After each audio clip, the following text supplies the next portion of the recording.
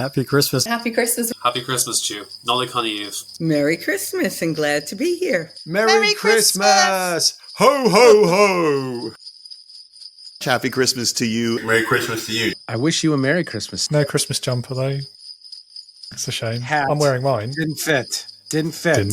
Oh, dear. Yeah. It's the thought that counts. Yeah.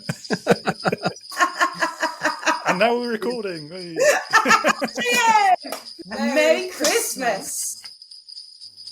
Hello, listeners, and Merry Christmas to you. It is now officially Christmas week. There's no avoiding it anymore. I hope you've got your Christmas shopping done. I hope you've got the turkey or equivalent if you don't eat turkey in the fridge, ready to go. So welcome to the 2024 Leading with Integrity Christmas special. I'm not going to lie, this is a bit of a long episode because we did get carried away. We have many guests for you today. And that list will include some familiar faces such as JJ Brune, the retired spy, Camilla de Burr, Alan and Emily Braithwaite, Mr. Drew Dudley, Eugene Lee, Eileen Marcus, Raymond Kemp, the Steph and Debbie Stebbington extravaganza, and a more recent guest in Scott Allen. We're going to be talking about some really silly Christmas things. We're going to get a bit of insight into people's Christmas traditions as well. And of course, there's always the semi-serious Christmas-themed leadership discussions as well. So I hope you'll enjoy it. It's a bit of fun, but also there's some serious messages in here as well. And as ever, some great leadership lessons. Now, because it's a long episode, I'm going to keep that intro to a minimum. That's all you get. We're going to dive straight in with our first guest, Mr. JJ Brune.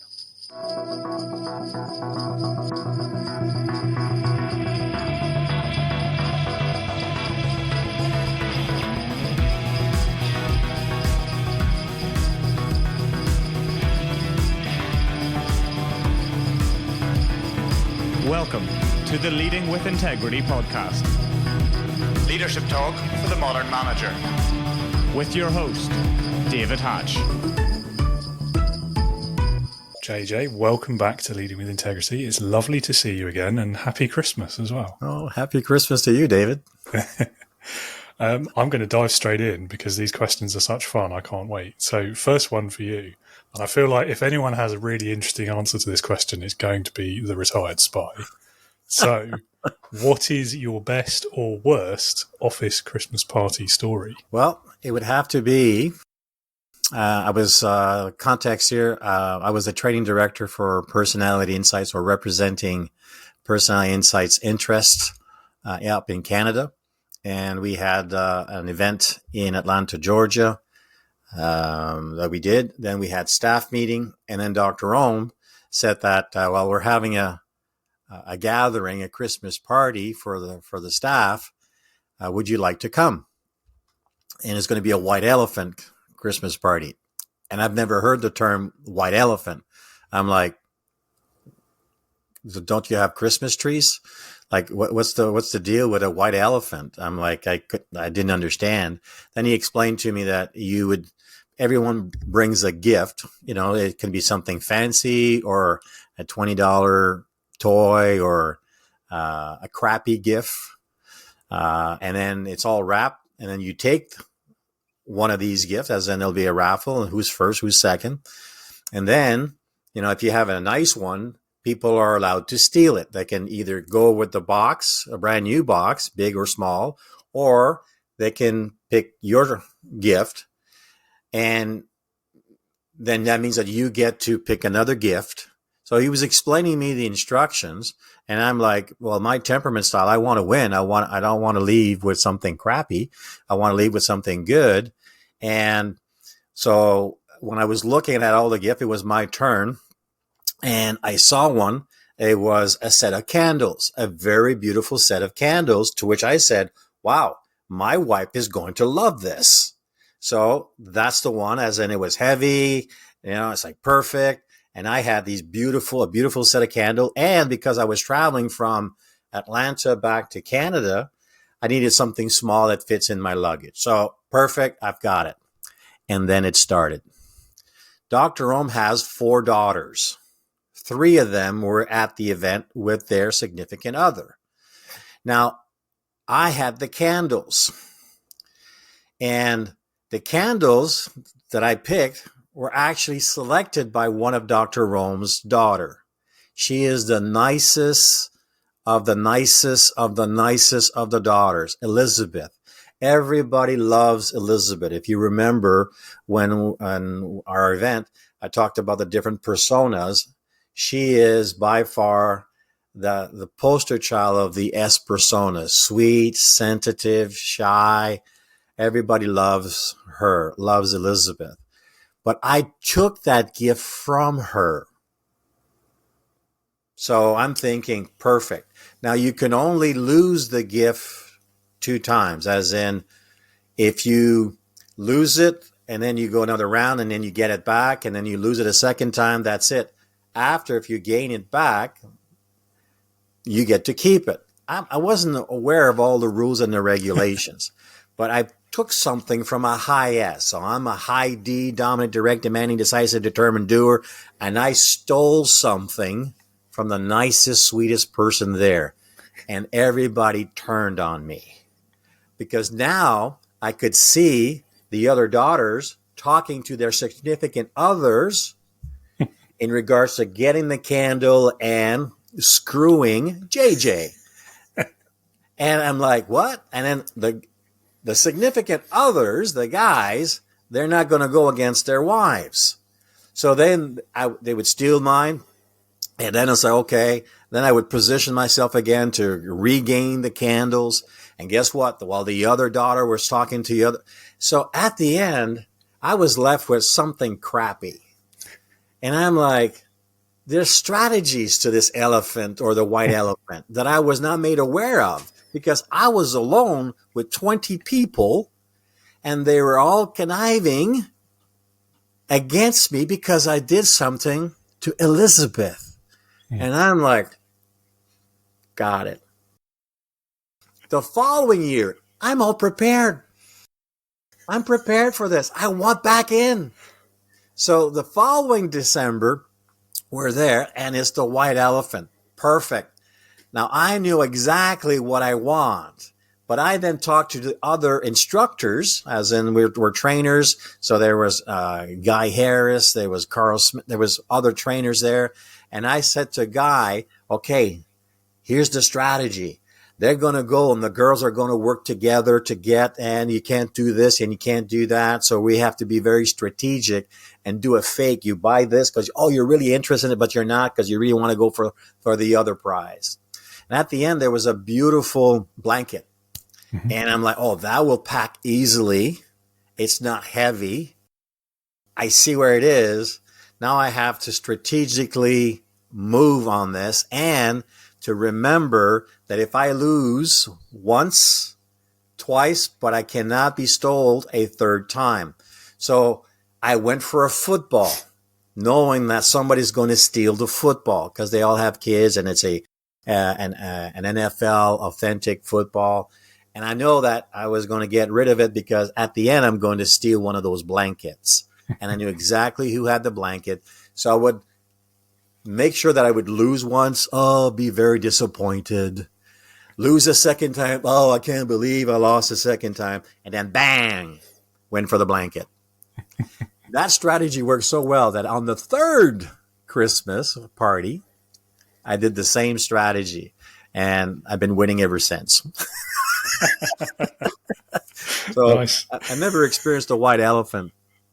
But it's a lot of fun, as in you need mass. You need a lot of people. And then when you're stuck with that salt and pepper, chicken-looking salt and pepper that nobody wants to steal from you, you're stuck with it, as in you're done for the evening. But if you have a nice one, then everything moves around. And it made it very enjoyable in regards to a company party or a staff meeting or staff party. That we were, provided a lot of good laughs at the same time. So, and it's funny because my temperament style, I need to win. I hate losing. I hate losing more than winning, as in, I have a severe dislike of being taken advantage of. And I feel the first time I got taken advantage of by Dr. Rome's daughters, and they're very conniving daughters, because I attacked the nicest of the daughters. Or I didn't know that I attacked it. I just took the candles. So that was a memorable event for me. And it's funny how my persona then is like, okay, I'm not going to get stuck. And now I'm using some strategies for something as simple as, it's just a little Christmas party. Why do you have to be so competitive? Because I like to win. So, bah humbug. So that's why I have my little dark, keep the brand alive on the Dark Vader of Disc. So you talk about building teams. I work for law enforcement to destroy teams using the same model that we shared on our last interview. So nice. Well, good to know. And I must say, White Elephant is a new one on me as well. Well, who'd have thought Christmas could get so strategic? Strategic Christmas. Yes, that's what we do here. Yeah, we'll be very strategic. Well, I'm sure anyone listening or watching who hasn't heard of it will now be trying that this Christmas. Yeah, Google it. White Elephant game, I think, or Christmas. Maybe they'll have a whole spreadsheet of rules. Yeah. Everyone have a go and let us know what you win. If you were the head elf, and it's the busiest moment on Christmas Eve, what is your first priority going to be as a manager? Make sure that every gifts for every kid is based on their personality. So call it gift giving by personality types. Because I use a model, the 4 temperament model of human behavior, also known as the DISC model, wouldn't it be nice if the head elf would know this information and gift me something that would be that would develop my traits, that would develop my strengths, that would help me to maybe find my vocational direction. I like things. A D child probably likes things that are big and bold and get them results.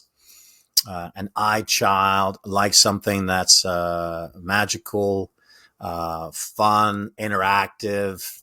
So something shiny for them for sure. The S child would probably require something that's more traditional, heartfelt, comfort, like an easy baker oven. You know how they can bake something that's very traditional, homey, related. And for the C child, it would have to be something that would stimulate the brain, stimulate their mind. So more of a cognitive type of gift for them. So as the head elf, gift giving by personality types, because then you wouldn't be disappointed. As in, it'd be exciting because it would stimulate you, because would bring up their creativity, be more innovative. I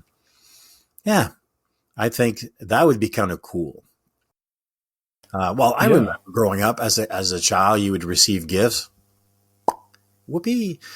Some of them, right? It's like, bleh. But others, when I had something that I could do, like a Tonka truck, but they were made out of metal back then, right? They're industrious, they're big. So I had a bulldozer. Ooh, Bulldozer. nice. So that was kind of cool.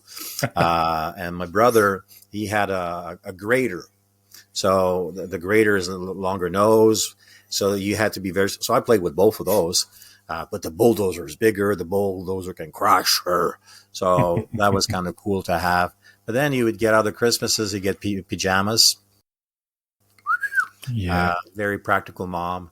Socks. Yeah. Whoopee. Same. Yeah. Right. And it's like, really? Yeah. That's what the head elf had in mind. Give me PJs. That's actually become like a recurring joke in our family now. Even to this day, Mum still buys everyone a pair of socks.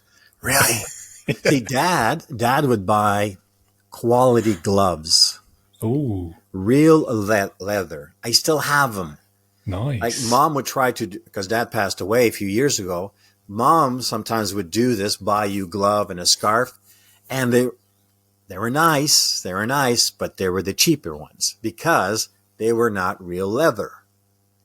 Dad knew that's going to last maybe a year or two. Then it's going to have holes. The skin's going to come off because it's not real leather. So to this day, I still have them. I have them for 10 years now, as in those are my favorite gloves, as in it has the form of my hands.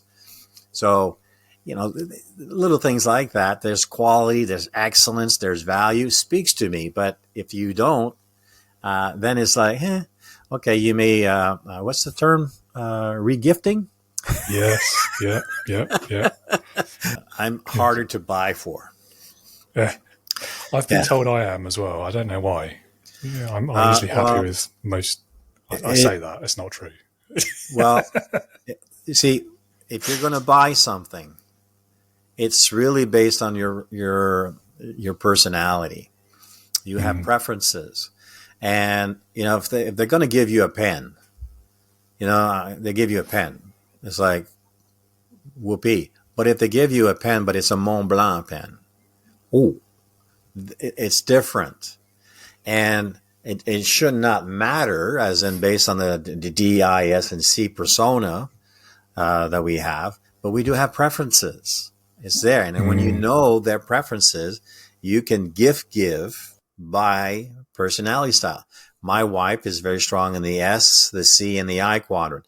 That's the supportive and cautious and inspiring. So what can be very familiar for her, that has a lot of quality to it, and then that has an interaction application? Well, for us to go to a spa. So it's nice, it's calming, it's peace and serenity, quality in regards to the whole thing, as in the manicure, the pedicure, the massage, right, the whole day, and then interacting and going out for an evening supper, a romantic supper. That's creating memories that she will remember. So that has more value than buying her a set of cookware. I love the whole idea of the personalised approach. I mean, with gift giving and with leadership and management as well, to be fair. But it just made me think of, because I'm in a Christmassy mind, like all of those Christmas movies where you see like the Elves workshop is basically just this giant production line and they're just doing hundreds and thousands of the same toy over and over and over again. And that's just so depressing in a way, isn't it? Because every kid's going to get the same thing. And that's not very magical, is it? We're preparing this weekend. I'm going up to Montreal, and my son's there with his girlfriend, and we're bringing a gift package. So it's everything that they need in order to create these memories. So they don't know this, but we also went and created those little, they're the generation that they like, how would you describe that? But they like things that we would not buy. Like, those little figurines that you see superheroes, but they're made in a cartoon format. It's made out of plastic. It comes in a box, and there's a whole brand of these. Yeah, the Funko Pops or something. Yes, Pop. Yeah, yeah. I've got two of them on my shelf. You can't see it, but I have. Yeah. You can brand them. Oh, really? Yes. So I saw this on Facebook, and I'm like, get out. And I went and I was just playing on my phone, and I was creating my son. It looks like him. And then I'm like, Then I created his girlfriend, Noemi. And then they have a cat. They have a black cat. So now we have a black cat. So we created this, and within about 10 days, we received it. As in, it was that fast. From the time I ordered, from the time that they were shipped. So now they come into their branded box and everything. I'm like, that's going to be the one.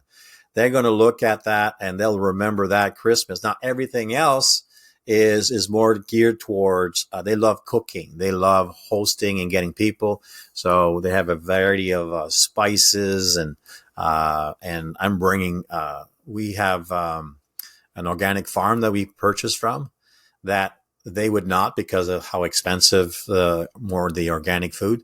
So now they're going to have steaks, chicken, everything organic. Like they're going to have a care package for the care package. Amazing. Well, I mean, it sounds like you're going to have a lovely Christmas then. Very well planned ahead as well. Well, JJ, it's been lovely catching up with you again. Some excellent thoughts there on Christmas as well. Great ideas for gift giving if anyone's in their last minute panic shopping as they listen to this. So all that's really left me to say is thank you so much for joining us again. Have a wonderful Christmas. Enjoy the decluttering before the new year as well. And very best wishes for 2025. Good luck with the book launch as well. Thank you, David. Thank you very much. Well, Camilla, welcome back to Leading with Integrity and happy Christmas. Wow, thank you so much for having me, and happy Christmas right back at you. Yeah, well, it's lovely to have you back. We've got some semi-serious and a silly question or two, maybe, as it's Christmas. Yes. So do you want to start with the silly one or the semi-serious one? Your choice. Let's go silly to start with. Start with this. Okay. So what is then your Christmas guilty pleasure? Okay, so I could talk about this all day, but I think I've narrowed it down to two. Are you ready? I'm ready. So my guilty Christmas pleasure for years, and this is past tense because you'll probably say this needed to be burnt, was that I had a bubblegum pink Christmas tree. What? Why does that exist? I knew that would shock you. Do you know what? It was a present, I will say. I didn't actively go out and buy this tree from a member of my family, but I was an absolute convert. And do you know what? I actually went out because I just thought this isn't the sort of tree that you try and hide it. You've got to try and let it sparkle. So I went out and I bought this miniature set of disco baubles and sparkly baubles, and it was an absolute sight. So yeah, for years I had a pink Christmas tree. Unsurprisingly, when I moved in with my other half, he was just absolutely not. So we did say goodbye to the pink Christmas tree. Probably about 18 months ago, but it did go to a charity shop.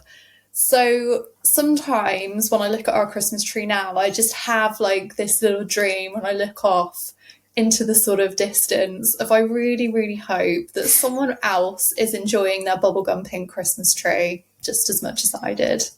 Wow. And are we talking full-size Christmas tree? It was a miniature, but I will say its colour did sort of make it seem a lot larger. Right, it filled the room with its presence. Right, yeah. Presence I think with a you C. and I will say if I ended up with a 5 foot, 6 foot bubblegum Christmas tree, I think that could have been too much even for me. Yeah. Well, each to their own, I guess. As long as you got some Christmas enjoyment out of it, that's the main thing. I did. And it was the little decorations that just set it off, because I made sure that I chose the pink sparkly baubles as well. So it was pink on silver and gold. So yeah, it had a very, very good run. But food, we always love to talk about food. We do. Yeah, come on. What's the other one? Well, apart from I will just quickly drop in that annually, I feel if I don't have a breakfast of chocolate on Christmas morning, it's just not right. Really? I just feel weird if I don't tuck into chocolates on Christmas morning. I know what that's about. But I was told that this was genuinely terrible last year. So I went to meet a friend at a well-known coffee chain. And we both got our drinks and both sat down, and she was like, "Oh, what are you having?" And I said, "Oh, it's really, really nice, this drink. It's a peppermint mocha." And she was like, "What?" I'll just leave that there. Yeah, I'm of two minds on that. Coffee, chocolate, and milk. Milk and mint. And milk as well, presumably. Yeah. I don't know. I quite like minty chocolate, after eights and things like that. I think the coffee is a step too far, though. That's just me personally. Yeah. No judgment, but I will say that it is I think it's a well-balanced drink in the sense of obviously there's sugar, but I do from a nutritional point of view, you mean? Yeah. Oh my goodness, a few Brussels sprouts and you're just good to go. Like, that's what you need for Christmas. I was wondering if it could get worse, and it could. Thank you. Yeah. But yeah, just leave that one in your like head rent free for the next month. No thanks. Yeah. Anyway, yeah. But I think weirdly it was balanced quite well. It was probably a bit more chocolate than coffee, if that makes sense. There wasn't a really sort of fighting coffee flavour. But oh my goodness, this has got everyone on the fence. It really, really has. But I don't think that I've met anyone yet that is like, yes, that's absolutely the drink. And when I do go in to order it, the staff actually look quite shocked. Wow. Well, do you know what? I got it from socials and I think it's like bigger in America than it is here. But everyone's just like, no, that's just really wrong. So I would, but I just can't stop, quite frankly. So Okay. That's like an array of my Christmas guilty pleasures. Fair enough. Well, you know, the old saying, the first step to solving the problem is knowing you have it. So there you go. You've taken that first step. Exactly. I've spoken about it, and I quite understand if you never want to invite me on the podcast ever again. It's fine. You're not forcing me to drink it, so it's all good. You know, you do what you want to do, I guess. Well, it's fine. I've listened to another podcast where actually it's based on a TV series, so they do try things that are on the show. So maybe that's another one. I'll send you a peppermint mocha, and we'll record this live on air, and then see how it goes down. I don't think anyone wants to see that, but I mean, comment if I'm wrong about that. Oh my goodness, please let me know. Please let me know if you would like me to order David a peppermint mocha. I will happily do it. I won't be holding my breath. Amazing. Yeah. As long as there's no Brussels sprouts, I'd probably try it. Although I quite like those on their own, just not in a hot, sweet drink. That would just... that's like the opposite of my Christmas guilty pleasure. I cannot stand the things. Oh, fry them with bacon. Fry them with bacon. Shred them, fry them with bacon. Just, they're perfect. Okay. So if anyone wants to see me eat shredded Brussels sprouts with bacon, and you drink a peppermint mocha with honestly, it'll change your life when you try that. Okay, well, that was the silly one out of the way. We can still be silly, though. It's still Christmas. So I really want to know the answer to this one because I've had some amazing answers to this one in previous years. Tell us the story of the best or the worst, your choice, Christmas party that you ever went to at work. Okay, so I've actually gone a bit deep on this one. Oh. And I looked back and I realised that, oh my goodness, my first ever Christmas party at the age of 22 was a really, really big one for me. So to add some context, I'd done 3 months of work experience. I was in the middle of the recession. I was lucky to have gotten anything basically. So I had my 3 months. Somehow I'd gone through sort of 100 applications to actually get a permanent job there. So I just found out about that. And I remember going to this fancy place and sitting down, and I was sat next to one of the partners, which was absolutely petrifying. But I just remember thinking, am I in the right place? Am I getting a free meal? Am I getting free drinks? What is actually happening here? Am I an adult that has an adult job? And I'm sitting with other adults having a Christmas party. It was the moment where I was the brain exploding emoji. It all just started coming together in my head where I was I have a job.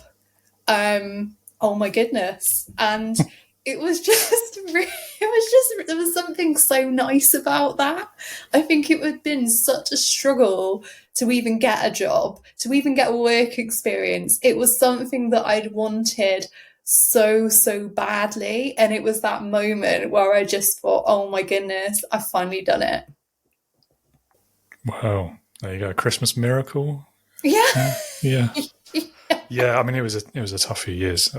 I'm assuming you're talking about the same recession I'm thinking of. Yeah. There's been quite a few of them since, so it's hard to keep track. But yeah. Yeah, it was a tough year or two, wasn't it? But Yeah. had a happy ending though. Yeah, it did. Yeah. It did. And in subsequent years, to be honest, they were pretty epic. They were pretty boozy. There was one where it was almost like we went to a restaurant on a boat, and there was like inevitably, one of those little platforms between the edge and like actually getting to the boat. And as people got more drunk, that definitely got more testing. Yeah. A lot. It got narrower as well, and it was winding a bit more. It got narrower, and when you sort of got off to sort of delineate the edge between sort of land and the water, it wasn't like a firm fence or anything. There was like a bit of rope, so people were drunk going for it, and then I wonder who did the risk assessment. That's a very weird thing to say, but somebody must have done one. I bet they lied on it. Back in that day, it was a long time ago. Even so, like if it was within the last 20 years, which I'm guessing it was, they would have had to do one. It was definitely a brave choice to propose a Christmas party, and I think a free bar on a boat, essentially, and seasickness as well. Like was it at sea or was it a river? It was on the river, but there was like.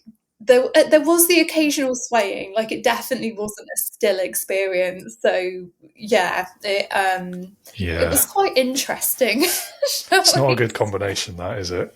No, no. We only had that 1 year on the boat. Put it that way. Okay, so lesson was learned quickly. Right. Yeah. Good. I'm pleased about that at least. So is it a particularly like hard partying, boozy industry then? Is it like banking or not? Oh, yeah. People go, I would say, suitably hard in the industry. Yeah. Interesting. Yeah, I would not have guessed that.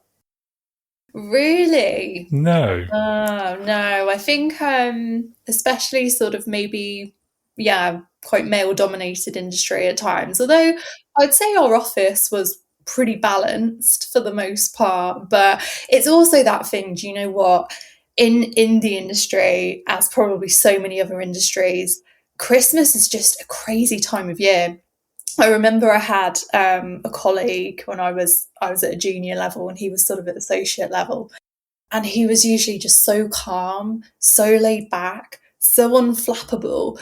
And I remember he just read this email and he just went, I'm so fed up of the constraint of Christmas. And that's really stuck in my head, that constraint of Christmas, because everyone just wants everything done, the sort of T's crossed, the I's dotted. And I can really understand that to a certain extent, albeit it's a little bit frustrating because no planning authority is ever there on, Christmas Eve to validate a planning application because everyone is preparing to go on holiday. But it does build so much pressure. I've definitely been susceptible to about a meltdown or 5 in the lead up to Christmas. So I think, do you know what? It compresses and compresses. And when you get to the Christmas party, people are just like, this is happening. This is my day off. I'm treating myself. So I think that's where like the party atmosphere comes from. Yeah, I guess that makes sense. I've always found as well, I mean, almost in any industry, but patience starts to wear thin the closer you get to Christmas, doesn't it? Yes, it does. Just want it over. Yeah, it really does. Do you know what? It's a tough old time of year. My last sort of pre-Christmas in my previous corporate job, I was beside myself. Like, I was so stressed out. We had so many projects. I think myself and my manager counted that we had 19 projects on the go. There weren't many of us. It was almost impossible. Like, I felt like steam was coming out of my ears. And it's a really difficult time of year because our well-being can just instantly go out of the window. And for a lot of us, we're also trying to do fun things outside of work, fun things at the weekends, like our social commitments are often heightened. For some of us also, like, Christmas is a difficult time of year. And there can be a lot of pressure. Like, we were talking earlier about the sort of pressure of socials and images portrayed on there, but we definitely see that image of having that perfect Christmas and doing all of these wonderful things. When behind the scenes, it can be also really, really difficult. And I think that's like a melting pot at times for us, having a really, really tough time in the lead up to Christmas, not having the time for rest and self-care that we normally do, feeling like perhaps our boundaries are being pushed, our boundaries aren't being heard, and we're just dealing with a crazy amount of work as well. So yeah, it can become that real sort of melting pot, I think, of time, pressure, and our well-being just going out the window. Yeah. Plus, you've got to buy all these presents as well. Yeah. Present shopping is the worst, isn't it? Oh, well, are you like online? Are you in person? I'm definitely what's your online. strategy? I definitely online and as early as possible. Yeah. That's where I used to go really, really wrong. I was that person who used to like run around the shops like Arnie on Jingle All the Way. I haven't done that. So I haven't done that since I was about 10, I think. Okay. Well, I kept that well into my adult years.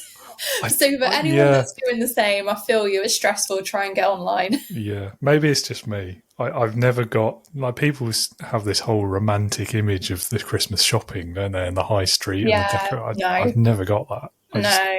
It's just stressful and hectic, and it's a lot. Loads of people there who are just as stressed as you, and it's just not pleasant.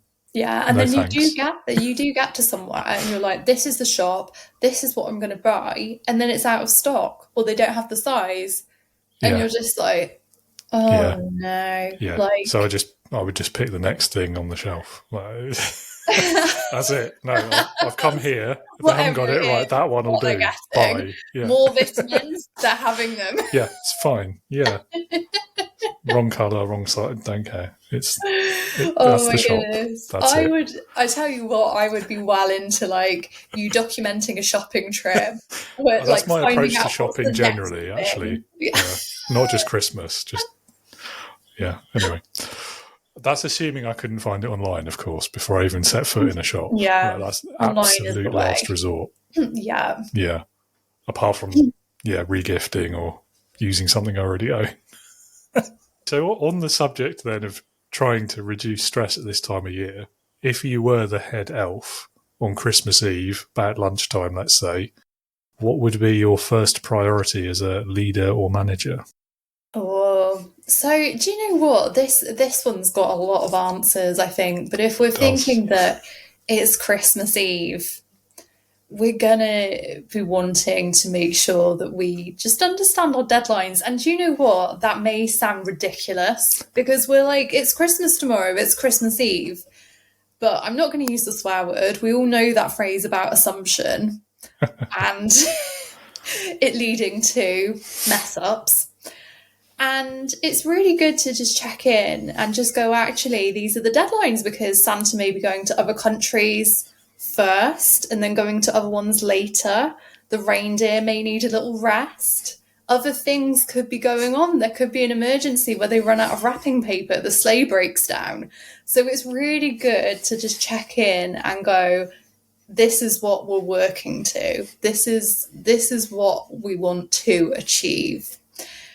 And then just start working backwards, I think, getting really, really clear about actually what is needed. Because I'm sure the poor little elves are going to be feeling pretty overwhelmed at this point. They will have worked really, really hard. The hands are going to be going 10 to the dozen wrapping. They could be tired. So just getting really, really clear about what they need to achieve before that deadline as well.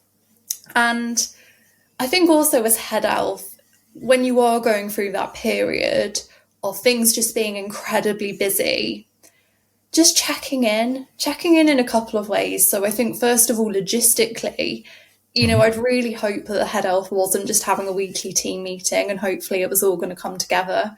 When we're really busy, we need to be checking in with our team at least once a day and just, again, reassessing those priorities. Where's extra resource needed? What's going really, really well? And actually, this looks like it's going to finish a little bit earlier.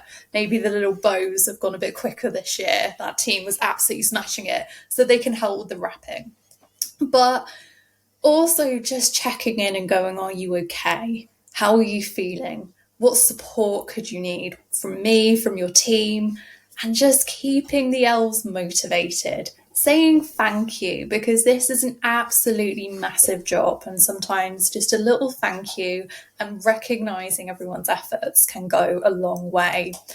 So, yeah, I feel like first priority, deadlines, and then coming down to workload, resourcing, communication, and checking in. That's a very good answer. Yeah, I like it. Bit serious for a Christmas episode, but it's good. There's a good lesson. We like that. So for some reason, while you were talking there, particularly about the wrapping, it occurred to me, I wonder, has Santa's workshop been automated yet? What do you think? Do you think he sticks to the old-fashioned methods? I'm a traditional girl at heart. I just can't imagine that Santa is like sitting on like some sort of automated factory in Lapland. Yeah. I feel like we're always looking to like automate and to make things the same in uniform. And I love that sense of like, it's just different, it's unique, it's like hand wrapped with care and love by the little elves. Mm-hmm. So I like that approach in my heart. Yeah, I think so too. JJ as well was talking about this idea of the personalised gift as well, and I feel like that's, if you combine these two things, the magic of Christmas, the personalised, I feel like, there's no way he's automating. No, they're not elves and AI. They're doing it by hand themselves. I think you're right. I agree. Thank you. Yeah, I like to think so. Although, I tell you what, this question, it did make me realise, like, does Santa Claus just get all the credit? Like, I think, it's a tough one. Like, is he a great boss or a terrible boss? Is he a great leader or a terrible boss? Like, I don't know. Like, I saw the boot. I don't know if you've seen the Boots advert. I don't think I have. Year, and it's got one of the ladies, I can't remember for the life of me which character she plays, but like a very prominent cool part in Bridgerton, who is the one who like organises all of the parties at the ton. And so a very good casting, but it's basically like she's leading it, and then there is basically this massive group putting everything together, all of the presents and getting the orders ready, whilst Father Christmas, I think, is asleep. And I was like, yeah, quite an interesting way to think. I mean, it depends. It depends which of the Christmas movies you subscribe to, doesn't it? Which of those theories is your preference? But I mean, certainly there's ones where Father Christmas is the layabout, the lazy boss who works literally one night a year, and the other 364 days of the year, the elves are running around like headless chickens doing literally all the work. Exactly. So, possibly. Exactly. It's like, it's just the power of recognition, isn't it? I think that's weirdly from like a really flippant advert and from talking about this. Removing the Christmas silliness, my serious answer, of course, is like you could be the greatest leader in the world. If it's just Father Christmas by himself, Christmas isn't happening, is it? Yeah, that's exactly it. It takes a village, doesn't it? I think that's a lovely note to end on as well. Yeah. Thank you again so much for coming back. Lovely to see you again. Welcome. Thank you so much. It's been a joy to be silly. And I'll get your peppermint mocha on the way to you now. Yeah, no rush. No rush. I'll tell the elves to send it quick speed. Oh, great. I look forward to that. He's petrified. Maybe he'll get lost in the post. Excellent. Well, have a wonderful Christmas and a very happy New Year as well. Thank you so much. I hope we speak again soon. Cheers. Eugene, welcome back to Leading with Integrity. It's wonderful to have you on the show again for the second time this year. David, it's great to be here. And I think it'll be the third time because we split the last one into two parts. That's true. That is true, yeah. Although we're lifting the curtain a bit there, aren't we? But it was all recorded at once, obviously. Yes. Yeah. Anyway, well, yeah, it's great to have you back for a bit of a silly episode as well, Christmas theme. We're exploring the magic of Christmas somewhat with a slight leadership theme. What do you think are the biggest leadership lessons we can learn from Santa Claus or Father Christmas or Saint Nick or however he's called in your household? I guess he knows how to keep a team long term. He's been doing this for a long time. He's been doing this for centuries. Keeping the same elves all the time, or is he rotating them? Do elves have a large turnover rate? Where do they go when they turn over? Do they stay in the North Pole? Do they assimilate back into society with us? Who knows? Who can tell? Questions. Yeah. Yeah. Is it a generational thing? Do they hand down their job? Do they hand it down? Yeah. I guess he has a way of... I mean, it all comes down to one night a year. So he has to have a way that he's spending the other 364 days keeping them all in line, getting them prepared, upskilling them and training them so that, it's intense one night. We actually there was a film out recently. Have you seen Red 1? I've not watched it yet. It's on my list. Yeah, so with Dwayne Johnson and it was sort of like, okay, they've modernized Santa, but it actually makes sense. They've made it very politically correct, and Santa he's no longer this plump guy riding around in a sleigh. He's like, no, he's proper military, really fit, really jacked, and very methodical and very strict about how he delivers all the presents. And I was like, okay, this makes a lot more sense. And yes, everyone is in line. Everything is very militant because that's how it needs to be for that role. So that's Santa. I keep on saying Jonah James Jefferson because of Spider-Man, and they're saying but that's Santa. We could learn a lot from him. He wasn't only, let's say, very strict in his routine, how he showed up, but also he was very human in how he dealt with the elves and how he dealt with everyone on his team.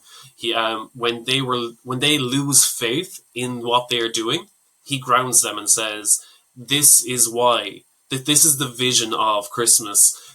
When people start losing faith in humanity, he says, "Remember, we're not only taking care of the children now, but we're also taking care of the child in every adult who may have lost their feeling of childhood and their curiosity.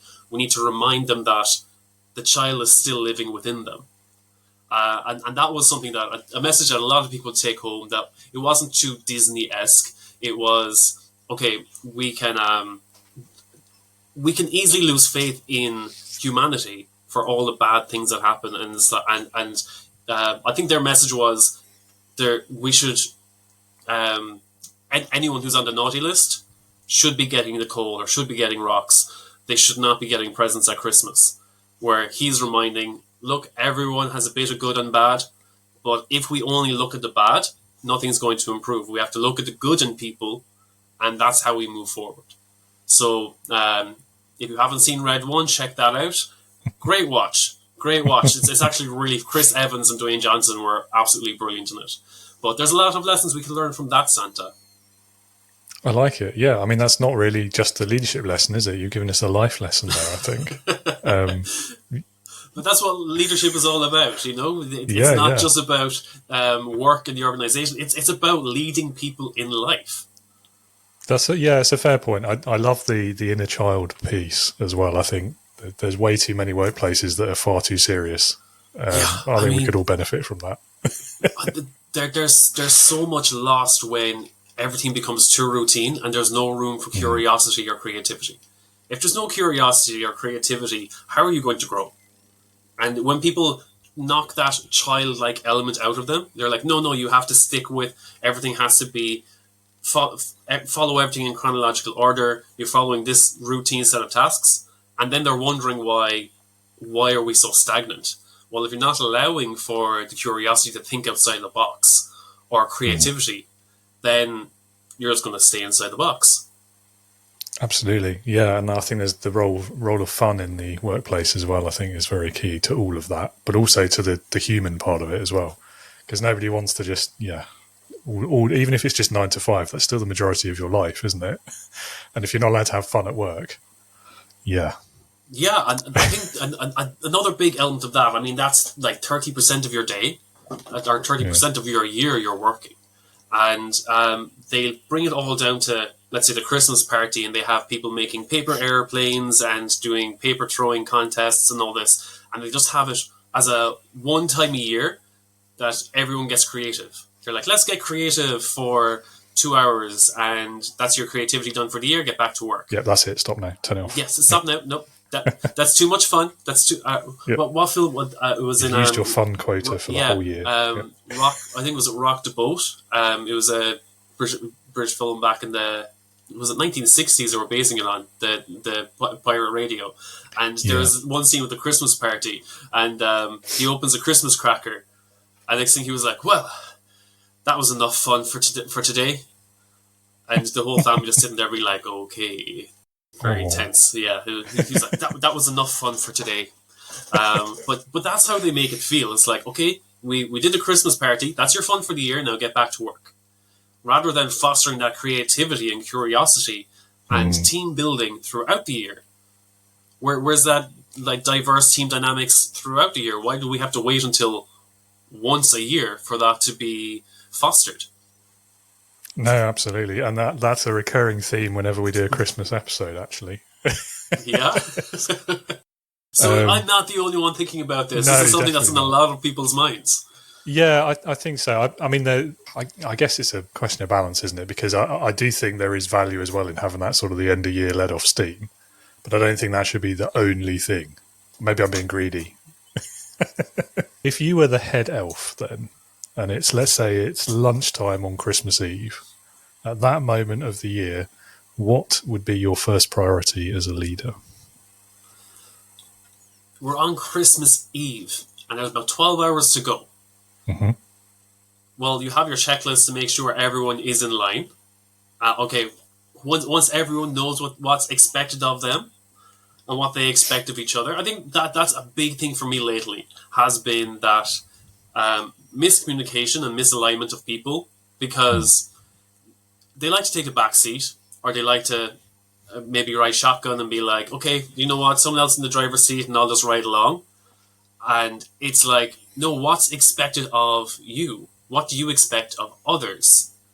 And what do you expect of yourself? And if these three things are not aligned, there's going to be miscommunications, things are going to go wrong, and then people are going to be like, oh, I didn't know I was responsible. I thought you were responsible, and it all gets out of whack.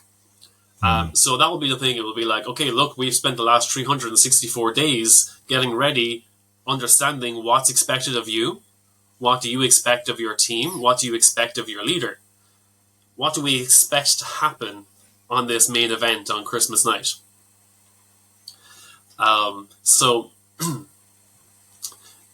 once you'd have all those, I'd really hope that I'd have all of those in line before Christmas Eve. Yeah. Maybe before the start of December. I'm like, look, guys, you're all ready. And the last 12 hours is going to be a pep talk. Mm-hmm. It's going to get everyone all riled up, excited, focused, get that hot chocolate in before, get them all warmed up before they're ready to go. And and having the compassion as well to be like, you know, this can be a really intense. You're going to be like so riled up and are so like pumped up in adrenaline for the next 12 to 18 hours, and that anticipation of the children opening their presents on Christmas morning, and that's going to take a toll. We're going to have to take the next week off after this to recover and be okay. I think it's showing up. The head elf needs to take a little bit of pressure off the big man as well. You know, he's got a big night ahead of him. The head elf should be there to help make sure everyone is in line, make sure that the big man is ready for his day too, and that everyone is aligned in their supporting role. Yeah, I like it. I think that whole expectations management piece is such an important thing for leadership. And again, I mean, you're absolutely spot on. So many people forget it. But yes, I also agree. Like, if you're the head elf and it's Christmas Eve and you haven't already done that, there's probably a lot more going wrong by then, isn't there? Yeah. So changing gear a little bit, this is more of a silly question, although I do enjoy hearing these stories as well. From all the workplaces you've ever worked in, and we've talked about the Christmas party already, what would be your best or worst, your choice, story of an office Christmas party? It would be seen as a messy moment, but for me it was it's the kind of clarity that you get from co-workers that you don't get throughout the year. It's like it's kind of the covert message, the unspoken things all come out at 4 a.m. at a Christmas party. And it was, so I was working in quality, and a production manager kept on challenging me to like arm wrestling or trying to take me outside for a fight and all this. And I'd just be like laughing it off. And he was trying to get me going. And it all came up from, because he was in a production position and it's all about output. And I'm in a quality position, and it's like, well, if it's not up to a certain standard, it can't be released. It needs to be reworked, or it needs to be downgraded or something, but it cannot leave the factory. And he said like, oh, and he didn't put it as nicely, but it was to the pretty much, you're not letting me do my job as well as I want to. You're stopping me from releasing so much product. And I'm like, well, if the product was right the first time, then I'd have no problem releasing it. You know, it's just common sense. If you take your time and if you don't rush making the product, there'll be less mistakes. And then we won't have to go through this process. And he got so worked up about that we were holding him back from releasing thousands and thousands of units. And I'm like, well, there wouldn't be, like, if we look at the numbers and we see a 70% fail rate, maybe there's something that we can improve on and maybe produce a couple of hundred units less and, have a higher success rate. And there was like, it was like, no, you guys are just trying to mess things up for us. And it was, it was just because, again, a massive feed of drink had gone into them, and they were riled up, and that we were just ruining things for them, ruining their lives. And I was like, okay, it's nice to hear it coming straight from the horse's mouth. But at the same time, a lot of people take that personally, because when you're so attached to your work, and as part of you get so much validation, and you attach your identity to the work that you do, that's pretty common. When people started getting so riled up about it, I was like, okay, I know you're attaching yourself to the outcome, to the consequence, and that was affecting his self-worth.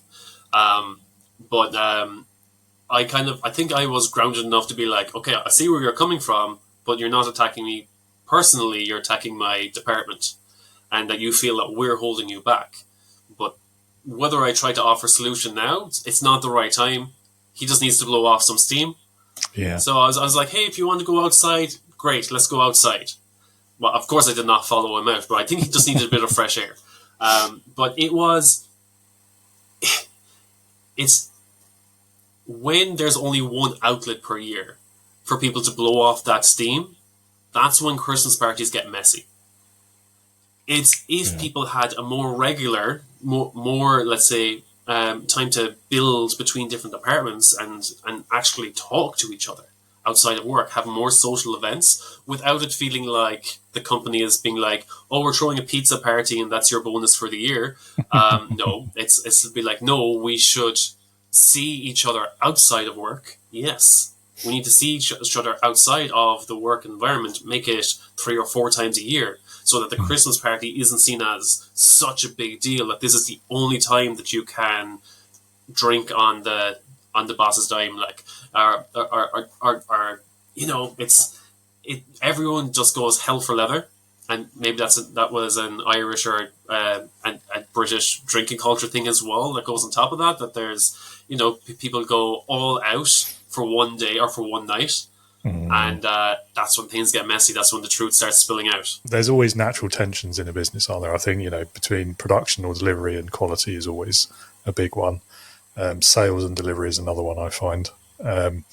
But I always think, and maybe it's my bias towards leadership, I always feel like it's more, to me, that reveals there's something wrong with leadership and the way they're setting goals and the way they're defining goals. Because he obviously had a very clear thing that he was being measured on quantity of production, not quantity of quality production. Which, to me, I mean, it's a very semantic difference in a lot of ways, but it creates a conflict where there doesn't necessarily have to be one. Yeah, and another funny thing about when I was there, it really summed up the culture in that company was there was the, let's say the shop floor slogan for the company was safety first, as long as it doesn't affect production. So safety second, then. Yeah, it was like, oh wow, and because like they'd have all the safety signs everywhere, but anytime, let's say there was a fire drill or alarm or anything, they'd be like, okay, there's a fire drill, but we need 2 or 3 people to stay back and make sure the production keeps running. This is only a fire drill. This is and it's like, it's a fire drill, so you should be prepared to stop production so that everyone can leave. Not be like, oh, now there is a fire. What do we do to stop production? Does everyone hit the emergency stop and run out of here? Or do we keep 2 or 3 people back just to keep production going just until the walls get warm? Yeah, just in case the fire's not that serious. You know, we don't want to lose a day of production. Yeah. It's that is quite telling. Yeah. It was that's when you hear the alarm bells and you're like, is this the work culture I want to stay in with? Do I want to spend 30% of my life working here? Yeah, obviously not, since you don't work there anymore. No. Yeah. Okay, one more silly-ish question for you, which is totally irrelevant to leadership or work or anything else we talked about, but I'm just curious. So what is your Christmas guilty pleasure? I go through so much Baileys, or like an insane amount of Baileys when it comes to Christmas. It's just, especially I'm not sure if Aldi do it for around you, but they did before. They did a Christmas selection of 3 different like country creams, which were salted caramel, chocolate orange, and chocolate mint. And every year I'd see the Christmas selection of the Aldi Baileys, and I'd get like 4 or 5 boxes of them, and that would do me until like Easter. And I'd be there like either in the glass with ice, or I'd make a hot chocolate or coffee or anything at them. But they hadn't had them this year or last year. I think this year now they have a white chocolate one instead. But I can go through an insane amount of Baileys. Okay, good to know. I'm afraid I'm not with you on that one. No, you're not a Baileys fan? I cannot stand the stuff. No, more for me. Not. Yeah, bad experiences at uni, I'm afraid. Can't revisit that one. Yeah, I think that there was one time as well, there was a Baileys experience at uni where people were playing Kings, and you know where everything goes into the King's Cup? And there was a mix of like Smirnoff and Guinness and Baileys, and everything was mixed. So there was a big head, a coagulated head of Guinness and Baileys at the top. So the first person who took it, I think at the time it was, I know the rules changed, but it was like whoever got a king had to take a sip from the King's Cup. And the first sip was always the person just got the head off the top of it. And it was like, oh, you don't even need the alcohol or to taste the alcohol for that. You knew that wasn't going to sit well with them. No, it's one of those things. Like it's like if you're making scrambled eggs and you do it wrong, or you're making custard and it curdles. That texture and and it tastes about the same as well. Yeah, well, that's enough of triggering moments, I think. Yeah. That's enough college trauma. Okay. Definitely. It's a miracle we got through it sometimes. But anyway, well, Eugene, thank you so much for coming back. Very Merry Christmas to you. Enjoy all of that Baileys or whatever substitute you find this year, and all the best for the new year as well. Yeah, you too, David. Happy Christmas to you. Nolly Connie Eve. Thank you very much. Eileen, welcome back to Leading with Integrity. It's lovely to have you on the show again, and Merry Christmas as well. Merry Christmas and glad to be here. Yeah, and looking very festive as well, I have to say. Yeah. Double pom-pomming it, yes. Yeah, absolutely. What is the story of your best or worst, your choice which, office Christmas party? Well, I have a theory about forced fun. Do you know what I mean by forced fun? So I Absolutely. think Christmas parties can be forced fun. Having said that, I think my best party was actually my worst party. What do I Ooh. mean by that, right? We all know we want to take a disadvantage and turn it into advantage. So I think I was very early in my career. Actually, we just all had a reunion recently. We worked together 40 years ago almost now. Wow. At the Mayor's Office of Management and Budget. And everybody, it was one of those parties where everybody brought something, but the chairs were around the corner of the room and no one was in the middle of the room. The room was empty and everyone was sitting. And it was forced fun. People didn't want to be there. They had a lot of work. They wanted to get home. So why I say it was my best is we sat for a while and then I got up and led a sing-along. I love a sing-along. And, even the grouchiest people can get happy at a sing-along. So, I think that was one of my worst and my best because, and I think that Christmas parties are a chance for us to connect with people in a more family, human way. What are your favorite recipes? What are some of your traditions? Do you go over through the river and to the woods to your grandmother's house you go? And it's a time to give it a break from, some of the hard hitting, kind of networking, especially when we're in a room with, if we're the leaders, let people come and talk to us. Let people talk to us in a way that we don't usually communicate. So I think Christmas parties, your worst can be your best and your best can be your worst. Yeah, I mean, a sing-along is a new one. I don't think maybe I leave too early, but...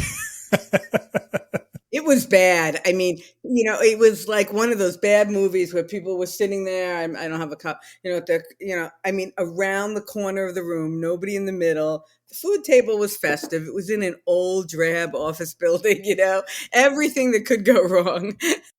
Yeah, I think that's always a bad sign, isn't it? When you see the venue and it's just the office. At least go to a restaurant or something. Go somewhere different. Or a different floor in the office. Yeah, yeah. Even the staff the canteen would be better, wouldn't it? The phrase "office Christmas party" always brings to my mind The Office, like the TV show, and just some of the cringe-worthy parties they did in that series. But it doesn't have to be that way, does it? As we've said. If you're listening and you're at your office Christmas party, and if it's lively or it's not, there are certain people you might want to say Happy Holiday to, Merry Christmas. So think about what you're going to say, and maybe, think about a networking word, like what was your best memory, or what was your grandmother's favorite food? Because it is a time to connect and something other than work, and to show who you are in a different way. So it can be an opportunity. Absolutely, it can. And I think it's definitely an opportunity for leaders as well to get to know your people better and make that team connection a bit more, I don't want to say real, but a bit more personal maybe. Yeah, you're bringing up one of my favorite topics listen, as leaders, we fancy ourselves a certain way, but sometimes we can be awkward. And I find that as a Christmas party, if you have an open bar, go serve a few drinks, stand on the line, welcome people at the door. Don't just stand in the corner with your usual cabral, my new favorite word, your usual group of people that always surround you. Really make an effort to meet your team in a way you haven't before. I think, it's funny because, I forget things as I get older, but I think one of my favorite office party memories is we were at a restaurant, and at the end, and I joke about forced fun because we'll get into that later. People come for the 2 or 3 hours, but there was an incredible line at Coat Check, an incredible line. And what did I do? I was not the number one. I was the number 2 in charge. I got behind the coat check and started saying, "Hey, I don't remember you. Who are you? Tell me about your coat." And started handing out coats to people to move it along. Show them who you are. Be interactive. Help out. Make people feel warm. I think that's really important. Yeah, 100%. And not just at Don't make them wait Christmas. for that coat. There's nothing worse than wanting to get away from the Christmas party. I just want to leave. Give me my coat. Yeah, and not just at Christmas either. Much like a dog, it's for all year round. Yes. What would you say are the biggest leadership lessons that we can learn from Santa Claus? Well, I think Santa Claus sets the expectations really, really high. It's almost like, the more than the gold standard, the platinum standard, right? He's going to be jolly. The sleigh is going to work. It's going to bring magic. You're going to get what you want, and it's all going to be done on time. So I think that those are really, really high leadership lessons. I think expectations are something that we all deal with all the time. And we've seen it, the day after, we've all seen the Christmas movies the day after, the Santa shows up or the gift. So I think we have to really think about in Christmas and throughout the year about managing expectations. What's possible, what's not, what I can do. And I think the lesson in there is, who is your team? And what are you expecting from them? How high are you setting the bar? What are you delegating? And what magic can you let them sow? For some reason lately, I've been dealing with a lot of succession issues with people. And I think one of the hardest things for people to do is let go of the good parts of the job, the parts that build them up. And I think when we're building the next team or wanting to see our legacy live, we really need to download some of those really bright magic moments to our team. And I think Christmas is a time to do that. Yeah. I mean, the magic of Christmas has come up a few times, as you can imagine, in this episode already. Expectations, I think, is another interesting one. So I've heard it said already this month that expectations is the word of 2024. And it's something I think that's come up quite a few times for people. I don't know if it's because it's been a bit of a weird year, hasn't it, for a lot of companies, a lot of people, I guess, the world over, really. And why that has made expectations come up so much, I don't know. I guess because a lot of them have been sort of subverted, or the reality has not lived up to what we expected maybe at the beginning of the year. And I think the leadership lesson in there is crucial, as you say, and what a great one from Santa Claus as well. I mean, what do you think Santa is like to work for? Do you think he's a great leader or a terrible boss? Oh, I think he is a figurehead. He is a great leader. He has that vision. He keeps us on track. And I think that, he gives the great boss title to the head elf. I think the head elf, right, is the one that has to really dole out the resources and make it happen. I think, I always think of this quote that Steve Jobs said, and I'm going to butcher it, but it was something, because Steve Jobs was notorious for not giving his team credit, right? But, he had a famous quote that said, what you see here is something like the result of a million decisions, a million hands, all the things that went into making this one thing look simple. I don't have the quote right. I don't know if you know it, but I think that that's the story between Santa. So I think, as a visionary, as a figurehead, as the, motivator, that's what's, Santa, it just is iconic in that way. But, the head elf, who's behind that? How does everyone else make all those things happen in that time is really important. And, in that way, I would think that Santa is actually very much not a micromanager and really leaves his team to work because he knows he can't manage it all. I'm always curious about Mrs. Claus. What is she doing? Is she a figurehead or not? But Yeah. I mean, probably making sure nothing collapses around him, I imagine. But I mean, it's an interesting one. And our annual Christmas controversy or conspiracy theory comes up here, I think, which is Santa actually the figurehead who's taking credit for all the work that the elves are doing? And actually, he's pretty lazy. He only works one night a year. And none of it would happen without the elves that are doing all the work. And I think you've given us a hint which side of that conspiracy fence you're falling on. I don't think it's bad, though. To get all that work done in one day, that has to be a motivating factor. So there's got to be more than that behind it. So either he's giving them the resources, the tools, the roadmap to get that done, or he's out of their way. And, I talk about this a lot lately. This is an economic contract mostly that most of us have, right? The elves sign up to work for Santa, and that's their job. Is taking credit part of their job? I don't know. I haven't seen their job description. That's the real magic, right? What is in the job description? How close are they coming? But, I think one of the things we can look at from a figurehead, a visionary, and looking at, that we know it gets churned out and the success is, what is my role in it? Do I have self-pride? Not did I get credit? Did Santa recognize me? Did I get my job done right? And was that enough for me inside? Because in the end, it's always an inside job. If you don't believe in yourself, it doesn't matter what credit you get. So I think the elves are very, very selflessly motivated to help others. And I think that's why that partnership works. Only one more question for you, and it's a very silly one. What is your Christmas guilty pleasure? I love those little snowball cookies with the powdered sugar on them that when you bite into them, they're all over your face and all over your ugly Christmas sweater. And I wear a lot of black. So, most of Christmas, you can see me with powdered sugar all over. I just love them, whether they're pecan or walnut. I think those little snowball cookies that come up are and they melt in your mouth. There's a little Christmas magic, every time. Yeah, I mean, you've described most food I attempt to eat over Christmas, though, in terms of the going all over your Christmas jumper.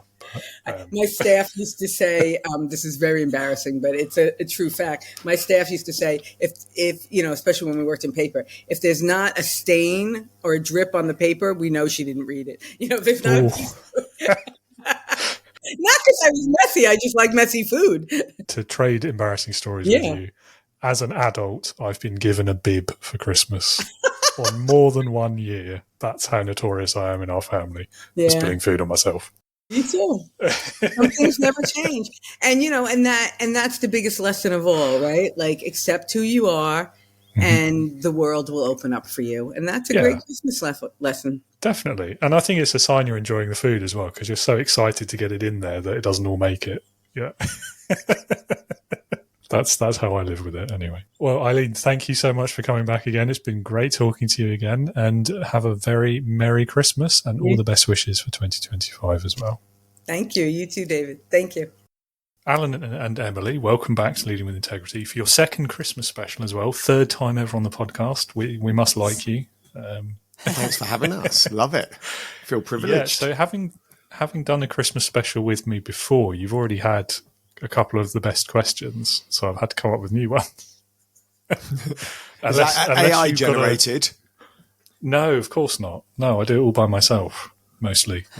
Mostly, yeah. So, I mean, unless you've had a better Christmas party story since the last Christmas, we should probably skip that question. No, because we're a party of two, so no, it doesn't get any better than what we Well, we did discuss on the school run doing a Secret Santa with the two of us, but then realised that wouldn't actually, the only secret would be if we got ourselves rather than each other, I guess. Yeah, it's not much of a secret, is it? Yeah, unless you get some anonymous third party to donate a gift, and then you don't know who's giving you what, maybe. Oh, I like that. Well, if anyone would like to donate a gift, we would happily receive it. Thank you very much. There you go. Awesome. Done. All right. So, slightly serious question to kick us off then. If you were the head elf, it's the busiest time of the year for you. It's like lunchtime on Christmas Eve. What's your first priority going to be as a manager? Well, hold on. First of all, knowing you and knowing we're on the leading in with integrity, why are we managing and not leading this team of elves, David Hatch? It's a good question.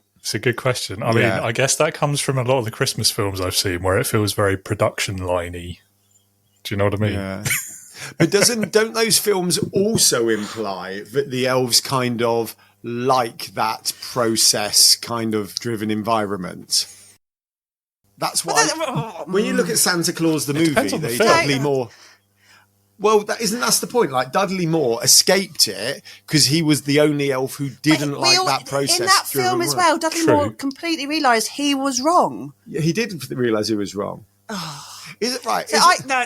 Right. So I've been thinking about this question. Have I been filling whilst you come up with a clever answer? No, because I thought about this question because I kind of knew this was coming, this question.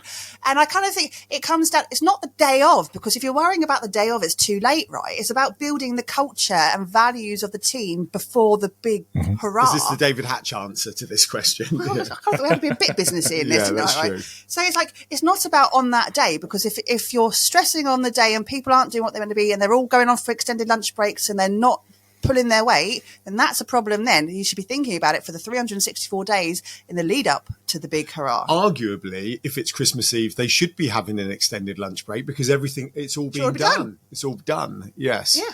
So that's true. So I'd be looking at the workflow situation, making sure that's fit for purpose. I'd be looking at the in terms of staff management. Do I need 1,000 elves to load a sleigh because he's going to get too many people in one space? Well, I've now moved to Arthur Christmas in my head. I've gone from Santa Claus the movie into Arthur Christmas. In Arthur Christmas, they drop the ball. They drop a present. Well, have you seen Arthur Christmas, David? Because it's quite.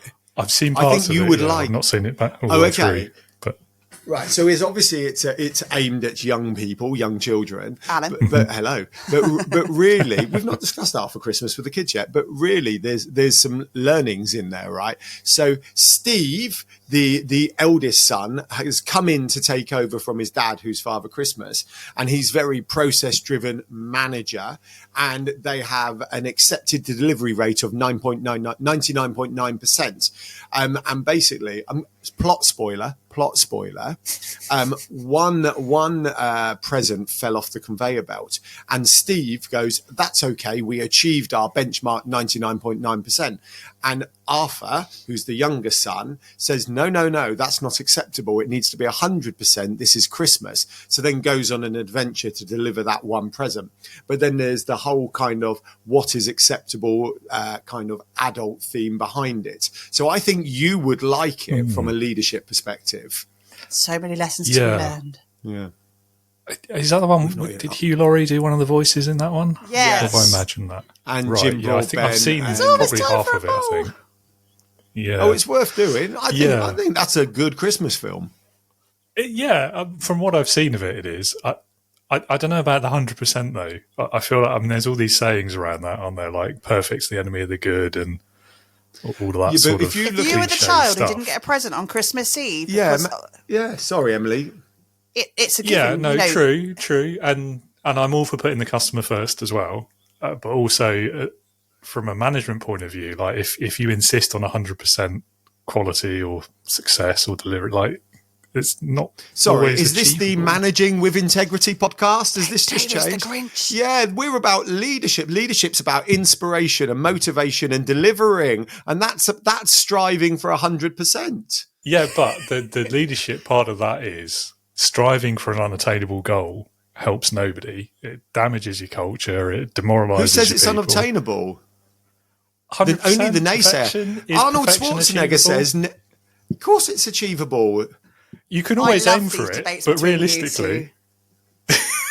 But hold on. So you're talking hypothetically. When we're looking at this Arthur Christmas example, there are, let's say, I'm going to pick an easy number because otherwise we get lost in numbers. There are 100 children in the world. Obviously, there's more than that. So delivering 100 presents is achievable, right? So we're not talking pie in the sky, hypothetical kind of. And also, Christmas is magic. If you can't get the magic right, then I was going to say, magic gets you out of a lot of trouble, doesn't it, in this scenario? But do you not think? Here we go. Do you not think good leadership has an element of magic to it? That's tried to be kind of written down and put in a box. But if you think about truly inspirational leaders, can you? In my car phone warehouse days, I spent some time in a shop, right? And head office, it was the number one shop in Carphone Warehouse, not because I was there, right? Because I definitely was not pulling my weight at that point in my career. But the manager there was unbelievable. And the head office used to come down and interview us all to try and work out what they what the magic was in this store to try and benchmark it. And so they could roll it out across all the other stores, of course, right? It's retail and everything else. And we would sit there and go, oh, we have a morning briefing, we do this, everyone's kind of this. And they couldn't roll it out. It would not roll out because the secret sauce, the magic, was the people there, right? And how they work together. And that's the thing. Do you not really think, I know this is meant to be Christmas. You've got very passionate. Well, very I'm a bit quickly. tired, I get like this. Do you not think good leadership has an element, great leadership has an element of magic to it? Maybe, but I think only in the sense of like any technology or science or understanding appears magic until you understand it. No, I don't agree. Right? Because, I think, but because there's a human element to it, right? And anything where there's a human there, you can figure it out. There's something there that is repeatable, in my opinion, anyway. And but also, it would I never don't be want to. repeatable. It could be. I mean, maybe not exactly the same way, but the approach, the leadership, I don't know. I guess the success rate, if you like, the outcomes. I don't know. I'm not sure how I feel about putting leadership on the pedestal of magic. Like, is it? I don't know. I don't think I want to call it magic. David! I know, but I don't want to call it make magic. leadership unattainable because that's what magic is. It's unattainable. It's impossible. No, it's not, because we know magicians, so therefore, right, it's attainable. Yeah. Unless you are But a they're magician delivering. or Father Christmas. Yeah. Yeah. Okay, so let me just finish this leadership kind of teamwork thing, right? Mm-hmm. Because there are teams that don't gel and don't flow, and usually it's and there's we know 1,000 million coaches, right, who look at kind of disc profiling and behavior and all this other stuff to get the perfect team, but fundamentally there's always going to be an element of, I nearly said chance. I think that's worse for magic. There's an element of, right, okay, Richard Branson, leader. No, it's not a good leadership example. I need a better leader. No. David, best leader example, please. And then I promise you I'll shut up on this. What, best ever? Oh, God. Yeah, Put me on in the your, spot or there. one I you can't like choose to one. use. Just one nice one. Yeah, one nice one. See, again, that's difficult to answer because they're all people, aren't they? And everyone has flaws. I mean, Richard Branson's not a terrible one, Okay, so, but if to be we... honest. I mean, compared to Steve Jobs, anyway. Okay. Crack on, come on. No, I'm just... Right, okay, let's stop. Go. This Go with the one that you is thought why of. this is why our episodes always end up like extended marathons, because you literally go It's not all me. You. Okay, I'll take responsibility this time. I do I'm as not well, on to be shoulders. fair. Yeah. I just feel more emphasis needs to be put on the person / magic. And magic's just a buzzword we're using because it's a buzzword. Magic is a buzzword because it's Christmas, right? But I just feel more emphasis needs to be put on the person than we sometimes allow ourselves to. Yeah, I would agree with that. And I So know what you're saying as you well believe about in a magic? team and whether it... I do know what you mean about when you get that right team and they just gel perfectly, and it feels like, I don't know if magic's the word I would use, but it's a great thing when you see Christmas. It's Christmas. You use magic. It's it. All right, magic. It's fine. It's magic. There you go. Yay!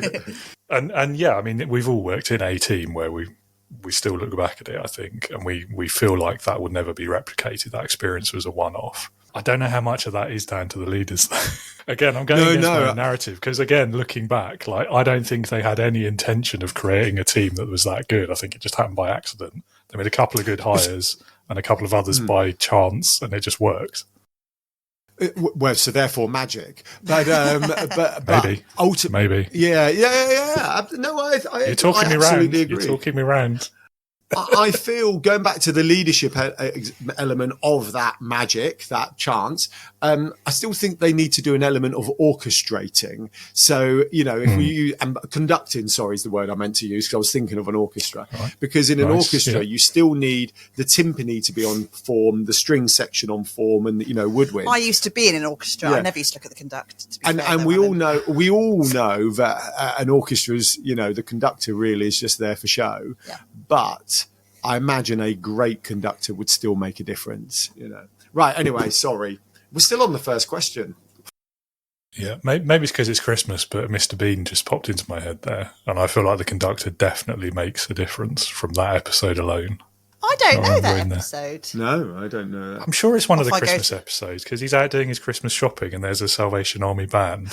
Yes, And the conductor walks off and leaves the stick or something. He picks it up by mistake. And, yeah. Yes. It's worth a watch. Is Mr. Bean one of those shows where there's only actually about 15 episodes and everyone, you know, because it's so ingrained in our culture, we all presume there's like 1 million episodes, but actually there's not. I believe so. Yeah, apparently there was a cartoon at some point as well. But, Still is a cartoon. And a couple of films. Still is, really? Wow. Mm-hmm. Is it any good? I've caught our kid. No, it's awful. It's awful. There's a lot of trash in the kids' cartoon world. Yeah.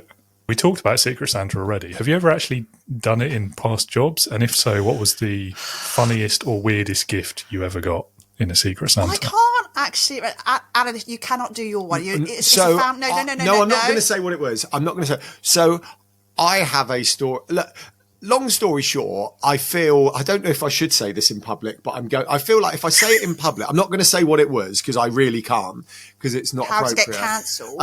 But I feel I have enough in my back catalogue that I could get cancelled if they really wanted to go to town on me, right? And it was all done innocence at the time or me just being a donut, for want of a better word. But I definitely I got someone a gift on a Secret Santa whilst employed that I feel in 2024, I'd be in HR, right? I would be hauled up for a meeting if they knew who got it for them. But it's that bad.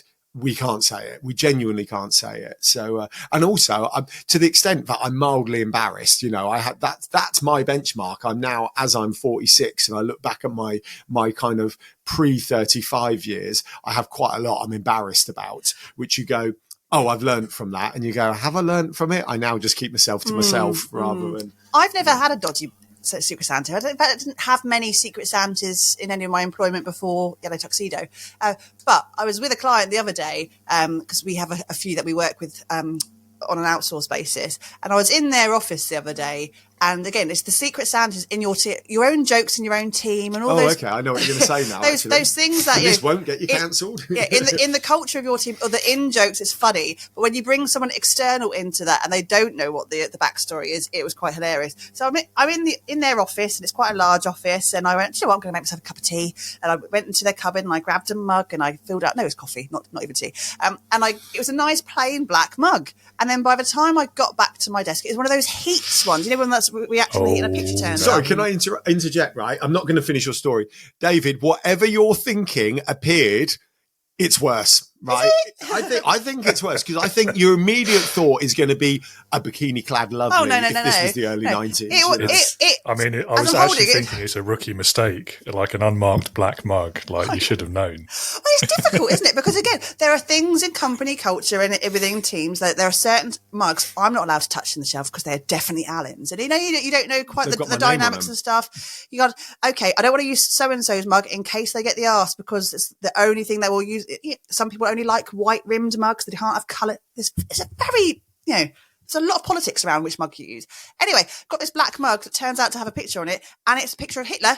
And I'm like, okay. I didn't realise and there's all the swastikas. And I was wow. But also quite relevant because he had a unique leadership style as well. So absolutely. But I was like, I don't know what the in-joke was. And they just looked at me aghast going, no, that's not what you think it is. And we didn't expect that. And they just completely forgot it was on the shelf. But I, as a visitor to their office, had a Nazi swastika in my hand with a Hitler picture on it. Wow. So, okay. So that was fun. Yeah, that's different. Yeah.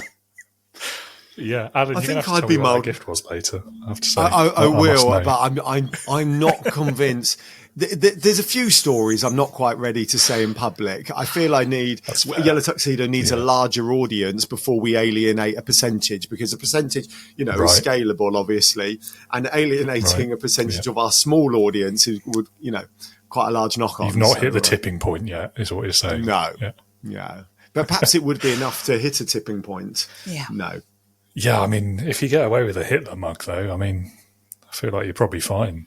None of the workplaces I've ever worked in have ever had a Secret Santa, but we did have a mug-themed we called it Mug Gate. This is not relevant to Christmas or Secret Santa at all. It's just popped in my memory because you're talking about mugs and being very particular about them. So I think the office manager at the time bought, must have been like 24 branded mugs in a box. And they arrived, we saw them. One of them went on the shelf and then we never saw the box again. Somebody stole it. All of the mugs gone. There was one in the cupboard. We never saw them again. And it was like, we never solved it. Humbug. It was like 3 years of trying to figure it out. We never solved it, unless they did after I left. But I'm sure I would have heard. Because it was Humbug. Yeah. Who do you think stole it? Controversy in the office. If you had to cast a rather large aspersion on someone's character, who would that be? Nigel. It's definitely Nigel. So I have Nigel. I have a silly theory and a serious theory. Yeah. Do you want the? I'll do the serious one first because it's boring. Yeah. I think the cleaners didn't realise what was in it and they threw it away by mistake. That's my serious theory. We're my part silly of that theory, one. That's serious. Yeah. Yeah, it's boring. My silly one is that the boss liked them so much that he took them home and just lined his shelves at home with branded company mugs and just like sat in the kitchen drinking coffee and like stroking the mugs. that's my silly theory. Love that. I think that is what happened. That's the Christmas ones, I think. Unless we want to revisit last year's again, but I feel like we shouldn't. No. Okay. All that's left for me to say, I guess, is Happy Christmas. Merry Christmas! Ho, ho, ho! Drew, welcome back to Leading with Integrity. It's wonderful to have you back on the show. And yeah, Happy Christmas as well. Well, thank you very much. Happy Christmas to you as well. It's awesome to be back. I had such a great time the first time. Well, the feeling's mutual. What are the top leadership lessons that you think we could take away from Santa Claus or Father Christmas or Kris Kringle, whatever you call him in your neck of the woods? You know what? That's such an interesting question is what could we take away from him? And I think this might sound goofy, man, but I think that the number one thing that we could take away from Santa Claus, Father Christmas, whatever it is on a very practical level for those of us who, especially those who are entrepreneurs, you don't need social media to be incredibly impactful. Because, and I was trying to think of how to give a unique thought to this particular question. And the number one thing I came up with is you really don't need social media to be impactful in this world. Santa doesn't have an Instagram that I know of. He doesn't have a Facebook that I know of. I'm sure there's a North Pole one somewhere. But the idea that for us to matter to this world, we have to let people know what we're doing at all times. Not relevant. Santa disappears for 11 months a year, comes back in, has his impact on the world, he and his team, and then disappears again. We don't need to know what he thinks on X. We don't need to know what he thinks on Facebook. Santa works at what he works at, shows up, the fruits of he and his team's labor impact the world, and you can disappear. And nobody forgets that Santa Claus exists. So my number one thing that I think we can take from Santa Claus is stop worrying about how you look on social media and start worrying about how your work is going to impact people at the end of the year. That's the number one leadership lesson I take from Santa Claus. Get off the social media, the social media. I could not sound older right now. That's when I thought about that question. That's what I came to. I'm sure there's lots of others about management and about goal setting, but this, you know what? Keep your head down, do a phenomenal job, let your work speak for itself, and then shut up and let the impact carry its weight. It's definitely a unique answer. It's going to make a great clip for social media as well. No, sorry. Couldn't resist.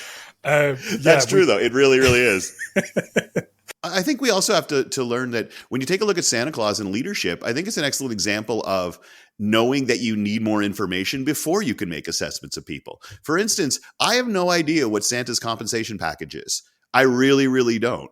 I mean, if this dude is making, Elon Musk money, then it does change the way that I view him as an entity, right? But if this person's doing this all out of the goodness of his heart to spread joy around the world, then you think about his lessons differently. And so really, is Santa a capitalist or not? That really informs whether or not I feel that his lessons are things that I should listen to. And I don't know. So for me, what I learned from Santa Claus is I need to better understand people's motivations before I can better evaluate their behaviors. Yes, which sits perfectly alongside the social media commentary that we started with. I don't know. I've always sort of assumed he does it as like a charity thing and maybe he has another job the rest of the year. But I don't know. Like, who is he just knows? independently wealthy? Like, how does he deal with the sled upkeep? Is he stealing stuff as he goes around, like that's over possible. Christmas? You know what? Well, there's just so much we don't know about Santa, and I think Yeah. it's time that we start asking some hard hitting questions. Yeah. I mean, Right after also, I get my gifts. Yeah, obviously. Yeah, we'll start on the 1st of January. Yeah, exactly. I mean, also, not being a parent, I'm almost, I don't know, I don't want to say suspicious, but I feel like maybe there's a giant con going on. All the parents in the world, maybe they're paying Santa tax all year round, and who knows? We wouldn't know, would we?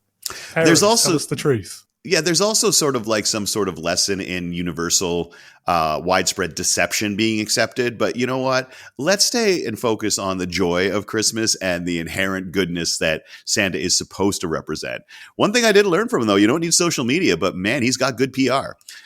Because like Santa wasn't exactly, less than 100 some years ago. There was no Santa as we know him now. Dude hired a really good media and image consultant and is really knocking it out of the park. So when you're not an expert at something, hire someone who is. So Santa, another great leadership lesson, because whoever he hired as his public relations firm really nailed it. Yeah, it's a funny one. It is a funny one. If you were the head elf, let's say it's maybe lunchtime on Christmas Eve, what at that point, at that moment, is going to be your first priority as a manager or as a leader? Because I've been told off for using the word manager in this question already. If I was the head elf and it's Christmas Eve at noon, my number one thing on my mind, without a doubt, is Unionize. That's definitely a unique answer. Yeah. Honestly, man, Unionize. I really think that around noon every year, that guy's got to sit down and just be like, there's got to be a better deal here. I think that noon, in a more serious answer, noon on Christmas Eve would be the wrong time for the head elf to start thinking about what they have to say in that particular case. I have a feeling that how things are at noon on Christmas Eve is set up by a lot of behavior, question, and culture creation before that time. I've quoted so many times in the last 2 weeks I believe it's a Japanese proverb that says, when you're thirsty, it is the wrong time to start digging a well. And I think that when you've got a really huge thing that you have to accomplish collectively with other individuals, I would think that all the groundwork for that needs to start getting set probably on December 26th, the year before, when you give everyone 2 weeks off. That's where you start to build the culture there. So I think what I would do at noon on Christmas Eve is start to ask myself, where have the cracks shown up this year? What were the things I should have been doing in October, in June, and last February that would have dealt with some of the challenges we're feeling here? Because my guess is that, I know that we're all talking weird hypotheticals here, but really the breakdown there is going to be in people. It's going, not people, elves. It's going to be in energy. It's going to be in commitment. It's going to be with stress. That, I think, is the big thing there. Because honestly, if they're building that many toys, they've got some magic working on that level. But I doubt that you can use magic to deal with how people feel. And so, or I don't think you should. I don't think you should ever befuddle someone into feeling a certain way, or I forget what the Harry Potter term would be, but like charm them or mesmerize them into feeling a certain way. It should honestly be about what you've done together to build a culture that makes you want to work together and accomplish really difficult things. So I will say noon on Christmas, my number one thing as the elf would be, where do I get my union cards for next year? After that, it would be starting to break down what are the challenges I'm feeling right now and what should I have done 3, 6, 9, 12 months ago to mitigate that particular problem right now. Because with that few hours to go, whatever your problem is, it didn't emerge that day. It emerged a long time before that. It's a very strategic answer. Yeah. And so you've picked on a couple of things. One is a recurring theme this year about the unionization side of it, but less that, more about, is Santa really just the figurehead who's taking all the credit for everyone else's hard work? So that I don't know. I mean, what do you think? Is he like just a really great leader, or is he the glory hound, the one who's the slave driver, if you like, and he just takes the credit for what the elves are doing, and they barely get a mention, right? So there was a classic moment, I think it was in the TV show Glee, where one of the characters asks the question, what's the difference between an elf and a slave? And there's this long, heavy moment afterwards where I decided to just move past that question because it made me very uncomfortable. Is Santa someone who takes all the credit? I wondered that because as I thought about this question, that was one of the things I thought about. Like, is Santa just someone who takes credit for other people's work? But I think, and I don't know the answer to this, but I do pose it as something to consider. Does Santa take all the credit for other entities' work? Or do we just give Santa the credit for other people's work? And so the question then becomes, is this Santa, the individual, trying to take credit? Or is because Santa is, and let's just throw it out there, a supposedly straight white dude, like so much else in the world, does he just get the credit for other people's work because he's the one who wears the big red suit? So it's hard not to pay attention. He's also going to be taller than all of the other people who supposedly work for him. You also notice that they make the people who work for Santa not human, right? So it's a little bit easier to deal with the fact that, wow, they do an awful lot of work and don't get a lot of credit. So there's all these things that are wrapped up in the whole mythos of Santa that because of this podcast, I started picking them apart, and you wrecked Christmas for me, David. You really did. So thanks so much for that. You're welcome. No, for what it's worth, I think we do have to ask that. Let's take a step back and look at the Santa situation as an example of broader things in society. Does Santa take all the credit, or do we just give Santa all the credit? And if that's the case, what is the responsibility of the person who's being given all the credit to offload it to others? Because let's face it, for a guy who gets talked about a lot and featured a lot, we don't hear a lot from Santa directly, do we? Like, we hear from Santa's mythos, we hear from his PR firm, but we don't see Santa get up and give a state of the poll address every year. We don't really, Santa doesn't get up and say, I want to thank you all so much for the cookies and milk, and I want to throw a shout out to my team and my agent and everyone who works behind the scenes. He never does that. So the thing is, though, we created Santa. So what does it say that we don't ever have Santa do that?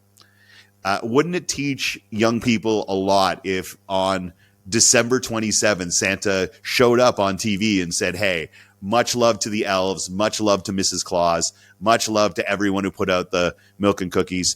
The fact that we didn't make that a part of the entire Santa experience for young people does say something about what we chose to prioritize. We tell the Santa story to young people. We chose not to have Santa say thank you. And that, to me, is something that we should probably think about. And is it something that we can change pretty easy for those people who are parents? Yeah, I mean, we've got a Christmas conspiracy here, haven't we? I mean, you're right. I think given how long the mythos has been around, I think it's understandable in terms of the cultural context way back when it was first coming up. But yeah, should it be reassessed for the modern world? Definitely. And I was going to say as well, I'm not rationalising or defending Santa in any way, but I feel like part of his thing is that he's not allowed to directly communicate because that would ruin the magic somehow. Yeah. Maybe he's sitting up there, in the pole and feeling really bad about it all, but he's not allowed to do it for whatever reason. I don't know. At least he could send a tweet. Oh, wait, no, he can't. I already discussed that. Yeah. Hey, look, you break your own rule. So is Santa a good guy to work for? Hey, look, I think the idea of Santa is amazing because at the base of it is altruism and bringing joy. And I think that's awesome. From a leadership perspective, the only thing I'd give a heads up on Santa is that you got to pay attention to the culture and the environment of the people who are working with you. So the thing I always get to is like, Santa's awesome, but he's got to pay attention because like, what Rudolph went through wasn't awesome. And Santa didn't seem to know that. And so, when there's stuff like that going on with your team, I always kind of go back to like, where was Santa when all the other reindeer were being pretty mean here? You got to step up and nip that stuff in the bud. Now, maybe he stepped up and said, I'm going to show them what Rudolph can do. And it was all planned. But I think it's really important to stay connected to your team so that you can start to identify when there can be some toxic things going on within it. And then you as the leader, and I think this is a great lesson for Santa, is he took a look at his team and said, I know the individual strengths of my team. And Rudolph has this strength. And the challenge I would offer to Santa is, okay, but Rudolph suffered because you hadn't made that apparent yet, and you didn't tell Rudolph that either. And so there were some extra steps that could have been taken there. But I do celebrate the fact that what Santa did is take a step back and say, I have a diverse team here. and I'm going to make sure that I put them in a position to succeed. And when you look at the Rudolph story, that was an excellent example of a leader putting someone in a position to succeed. It was treading the line, wasn't it, between some of the old-fashioned ideas, like the leader knows what's best, he doesn't need to communicate, he's just going to make it happen, that sort of narrative, versus the modern sort of things you're talking about, where actually, yeah, we should be playing to everyone's strengths and making that diversity an advantage, not an obstacle even. But not quite there, so sort of halfway between the two. So, yeah, I mean, maybe he's always been a progressive leader and we just don't have the latest story about what he's like today. Who knows? We don't have a lot of insight on Santa. And I think, in 2024, it might be time. He could teach us a lot. I really do think. So it was just interesting when I started thinking about these questions. I couldn't help but reflect on the fact that we learn a lot about how leadership is perceived by looking at how we create fictional leaders. And Santa is a fictional. Sorry if anyone's listening that isn't fully aware of this. Spoilers. But yeah, spoiler alert. Santa is a concept that was created, and everything that we create and pass on, there is something that we're trying to accomplish with it. And so I never really sat back and thought, the ideas of Santa Claus and the concept of the magic surrounding that. What was the point? Like, what were we trying to teach? Because mythology is there to explain things.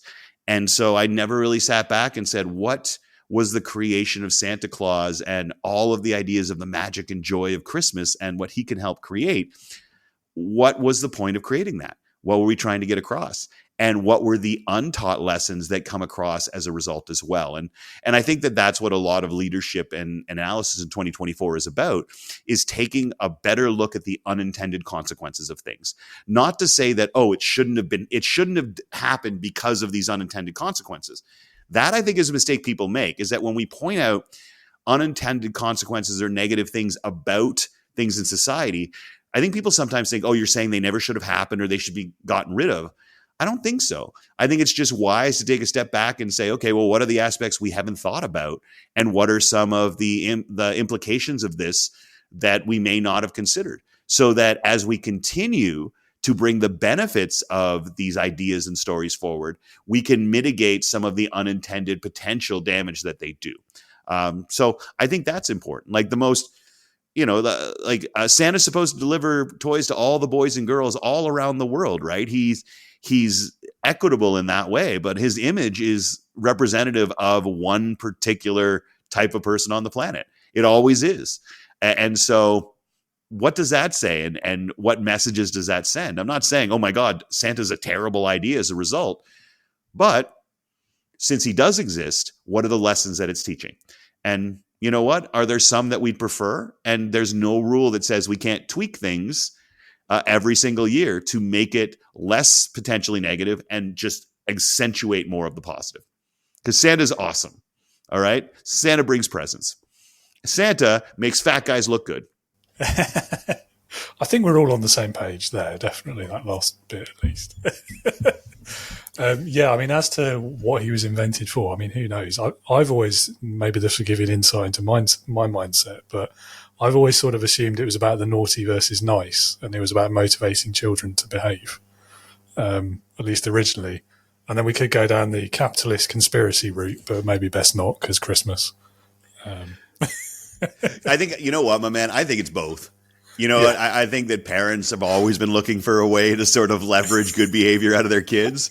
And if Hallmark at the same time can get Norman Rockwell to make them some money, or Coke, or I did a little research a couple of years ago about where like the modern Santa Claus came from, and it very much was marketing. But it's wild how recent it is. You think about it, like, oh wow, this was like post 1900, really, that sort of concept became mainstream. And if it's all you've ever known, you assume it's all that's ever been. So. But for me, like it was added to bring a joyous element to a time of year that can get dark and cold and bleak. And so I'm not ever going to say that's not something that isn't worth pursuing. Yeah, absolutely. It's the warm and fuzzy, isn't it? That's what you're looking for this time of year. Warm and fuzzy in my tum-tum is one of my favorite YouTube personalities likes to say. Definitely.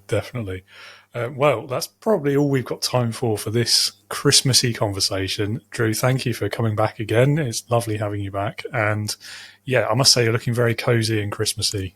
Well, thank you very much, my friend. It's a happy holiday season. It's great after 200 days on the road to have a few weeks to just be home. And honestly, if there's nothing else that the holidays are about, it's about giving you the chance to reconnect with people. And we do that through gifts as an indication of how important the connections are. But the gifts are just an indication of how important the connections are. It's the connections that we're actually here to celebrate. And so let's just try to make sure that the holiday stays about what the gifts celebrate and not the gifts themselves, right? Definitely. And that's a lovely note to end on. Although I will add, we've got to have a new hashtag as well, which is Elves are people too. Yes. Raymond, welcome back to Leading with Integrity. It's great to have you on the show again. It was such a great episode last time, so really looking forward to another conversation. And of course, Merry Christmas too. Oh, thank you. And Merry Christmas to you, David. It's certainly a pleasure, a gift, if I may, to be back on with you. Oh, well, likewise. It's a gift having you back. I'm going to dive straight in with a fun question, hopefully a fun question. And I feel like having spent as much time in the Navy as you did, and all that time aboard ship, no pressure, but I have big expectations for your answer to this question. So the question is, what's your best or worst workplace Christmas party story? That, I love it. So that stimulates so many memories. And I'll just walk very slowly to make sure I tell the right one. So okay, many days at sea, and it's very interesting. Culturally in America, there are groups who are very supportive of the Santa Claus story and the Saint Nick story, to the point to where they're tracking Santa Claus on the news and, wearing across America and across the globe that gifts are being delivered and so forth. And in a very odd way, I thought on ships, we would keep that same measure of make-believe alive. And so my first ideas are how tragically wrong those things went. However, a very pleasant memory was one year I worked in the Pentagon, and the senior leader, and as you remember, I was a command master chief, and the senior leader for the Pentagon and for the most senior person in the Navy was gone. And he was gone the day of the Christmas party. And the Christmas party event, it was my first time there. And the parties are in the hallways of the Pentagon. And so people would have, doors decorated. They would have the food that they brought in, beverages, adult beverages included in the hallway. Now it's my first time there, and so I was a bit taken aback by the festivity in a very, very formal place. Well, the chief of naval operations came out, and I had just surveyed the hallway and came back, and I greeted him as he walked into the area, and he says, "What's next?" The fear and the confusion that just momentarily gripped me, David, I just cannot put to words. The level of energy was so high because I had seen things that I would not have approved of on a ship. And so I said, well, here's where the party begins. And we began to walk down this hallway with measures of festivities and people in apparel that had my eyebrows way up, probably even higher than they are right now.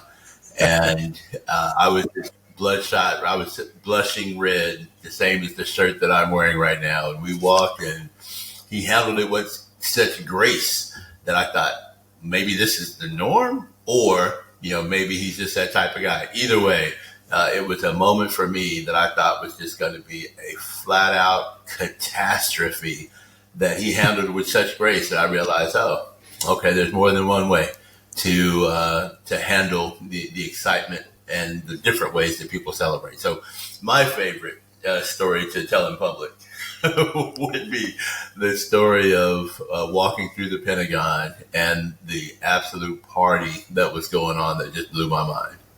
Yeah. Yeah. It's one of those things, isn't it? It's surprising, but then also it's quite often, isn't it, those like really formal, like tightly controlled places where it's all like professionalism all the time. When it gets to Christmas, they often have the wildest parties because they have to. It's like the pressure release, isn't it? I'll tell you, it's one thing to relax and let your hair down. It's a whole other thing to take it off. And so it was so funny. Yeah. A great time. Amazing. Yeah. I wonder if it would have been that same level had the boss still been there. It's kind of like the kids having the party when the parents were away, right? And everyone knew that I didn't know. And so it was so fun. But one thing I know for sure is that it's very, very important in the workplace to be able to balance out, that seriousness and oftentimes stoicism that those of us in the world of combat arms are, connected to. And making people more human is a way to let people know that we care about them. So it's important, even though it may be very different than my own personal belief system. Yeah, I think that's the best way to look at it as well. So Santa Claus or Father Christmas, what's he known as in your house? Santa Claus is how I grew up knowing. Okay, so what do you think are the most important leadership lessons that we can take from Santa Claus? It is important to take account of behavior throughout the year. And as the leader, it's our opportunity to decide what to do with that account. Whether it be are you on the good list or are you on the double black naughty list, and, what do you do with regard to those folks? And so I was having a conversation last night with one of my clients talking about the recognition program that they have in their organization. I think that if Santa Claus was the CEO of an organization, he would have a way of recognizing excellence, even if the majority of what that person did was naughty.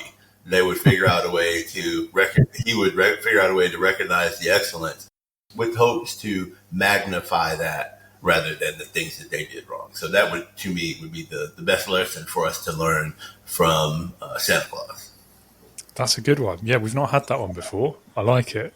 It's it's paying attention, isn't it? Absolutely.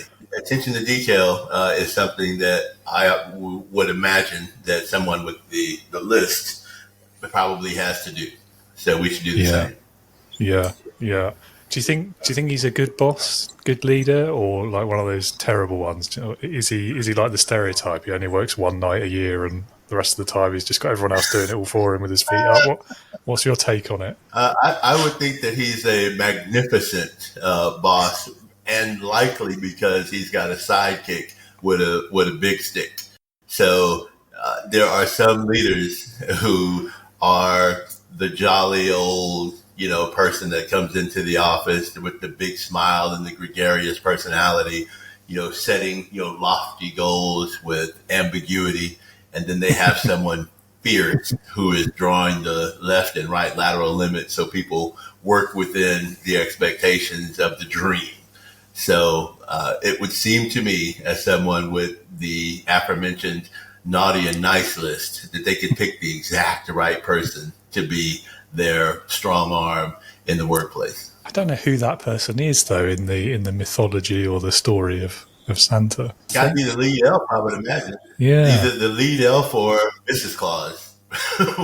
Yeah, possibly. Yeah, like family imagine. Business, right? Yeah. Yeah. Exactly.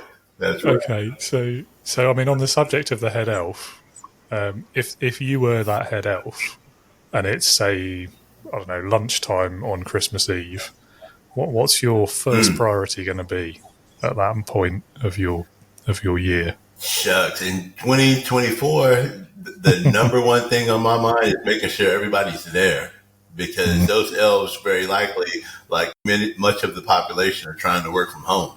So we need them.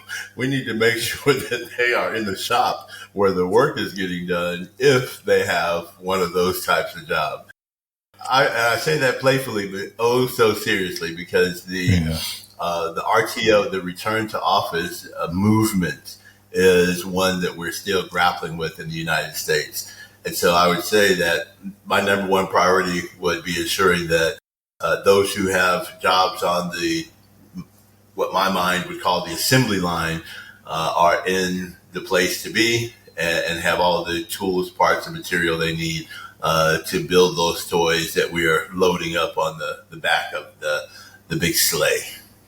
Yeah, no, that's a good point. I mean, I'm all for like virtual first and work from home. I think that's the future of work. But even I will admit, if you're working in a factory on a production line, that's quite difficult to do from home.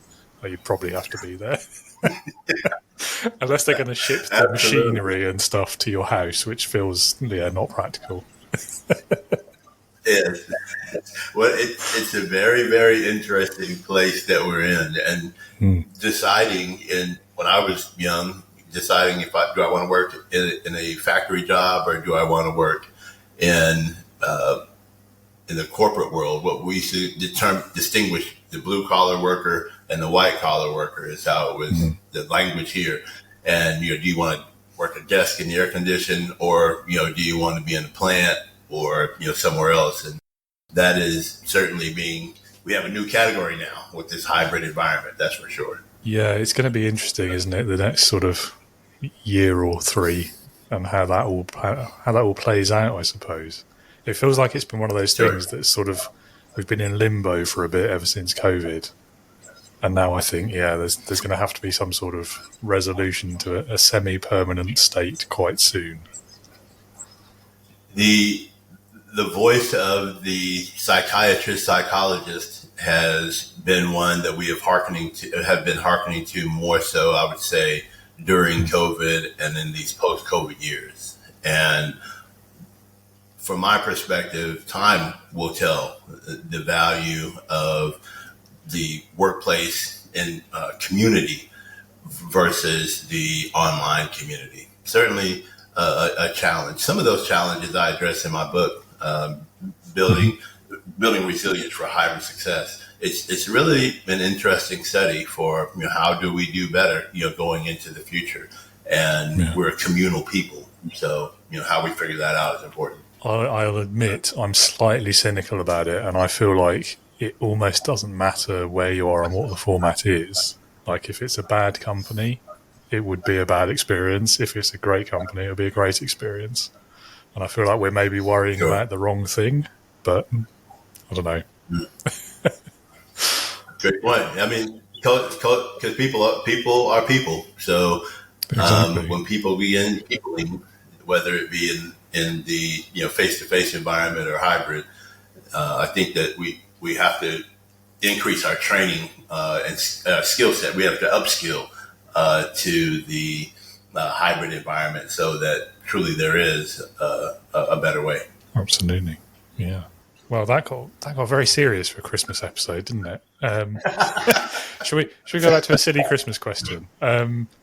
Christmas guilty pleasure. What's your top one? Number one for me is now was born in Texas, raised in Oklahoma, so my foundation is very what we here in the U.S. we call it very Southern, and one of the highest levels of Southern pleasantries is dessert. And in my community and in my house, sweet potato pie is a staple. But I have begun to learn this from one of the most senior leaders I ever worked with. What I have begun to do over the last 7 years is breakfast for me on Christmas Day is sweet potato pie. So that is my absolute guilty pleasure is sweet potato pie for breakfast. And I should probably do it more often. No, I must say, as someone from the UK who's never tried sweet potato pie, like, how sweet is it and how much actual potato is it? I'll tell you, the sweet potato itself is pretty pleasant. And I think that it's so sweet that your UK palate might be a bit overwhelmed. Right. Because we have so many, sweets and things that are allowed here in America. For me, it's not overly sweet, but the love and care that the cook puts into it can certainly be tasted. So I would say if I was going to compare it, it would be the sweet potato occupying likely 75-80% of the taste and the sweetness, and then the butters and the cinnamon and the sugar and so forth are what add to the flavor. Interesting. Yeah, I'm curious. I have to admit, I am curious. I'll try it one day. I'll find a recipe online. I'm sure there must be a million of them. And I mean that if you find yourself in the continental U.S., I'll come bring you a slice. It's like that. Nice. Okay, I might take you up on that one day. Yeah. You might regret saying that. Yeah. It'd be my pleasure, to make my way to wherever you are to deliver this pie that we're talking about now for Christmas. Awesome. What about Secret Santa? Is that a thing in the Navy? I guess not, probably. Not in the Navy. No. Culturally, in the Navy we try not to have secrets. Right. Yeah. Culturally, and so at family events we have either a Secret Santa or what we call a white elephant, type of exchange. Ah, okay. White. So this is only the second time I've heard of this white elephant concept. This was very new to me. It seems very. Okay. I don't know. It seems like a recipe for a big argument, at least in a family setting, to me. But and there's ways to control it, and so the parameters are have to be very set and very clear. If there's for example, if there's a limit on the price that you can pay for a gift, then that makes it very simple. The Secret Santa, the last time I participated in the event like that, the gift could not be over, I think it was over $50. And so $50 and below, and some people would, of course, bring in, baby pacifiers and baby bottles as a prank.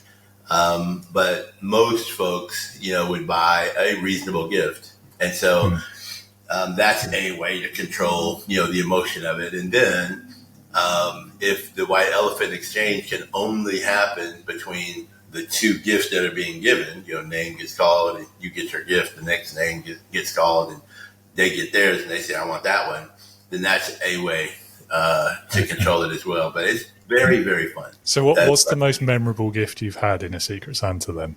A pair of cufflinks. Okay. Really, really nice.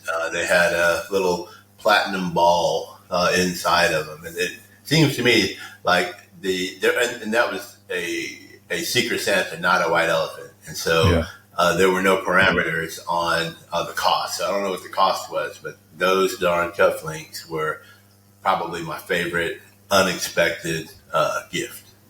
Yeah. Well, that's nice. Good. All right. Well, thank you for being here again. Great chatting with you as always. I mean, have a wonderful Christmas and very best wishes for 2025 as well. Same for you. Same for you. Hopefully we'll have the opportunity to connect again.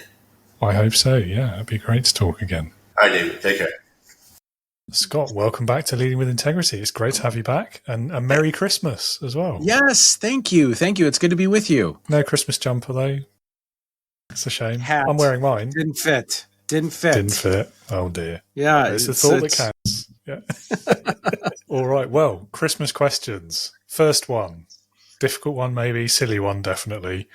If you were the head elf, let's imagine that it's lunchtime on Christmas Eve. What is your first priority as a leader, as a manager, going to be right in that moment?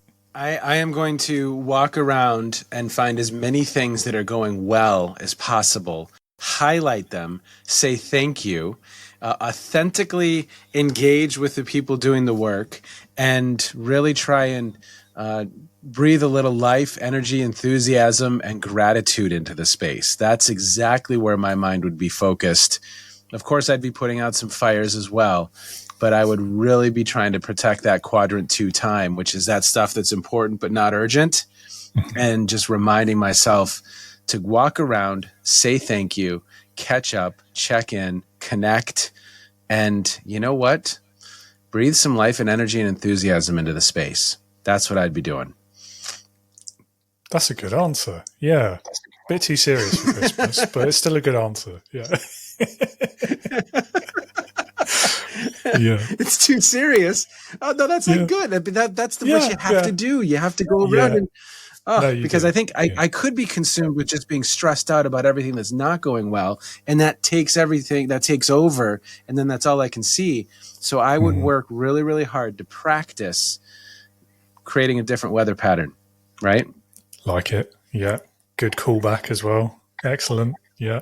I don't know. Do you think elves get stressed at work? Is that a thing? I don't know. I'm not sure. I don't know. Is there anything in the animal kingdom that doesn't get a little stressed when at work? You know, in some cases, I guess it's working to survive, to find food. That can be a little bit stressful, I imagine. But I think stress is inherent in the human existence. I think sometimes stress can be a really, really good thing. And I think at times I get that feeling in my stomach of, okay, how is this going to go? I've had that a few times lately where I know I'm pushing myself a little bit, and that stress can be really, really positive. And I think stress can also challenge us to change.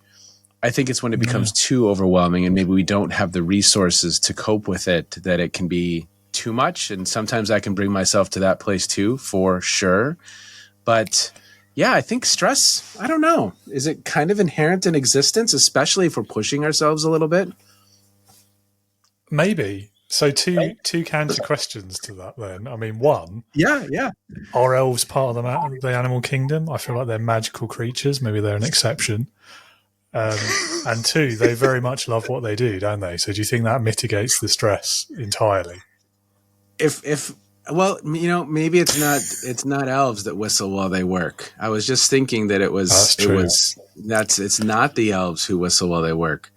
No. Are elves part of the animal kingdom? I would not put anything on them. I will let them identify how they think they should be. If they want to be a magical creature, that's cool with me.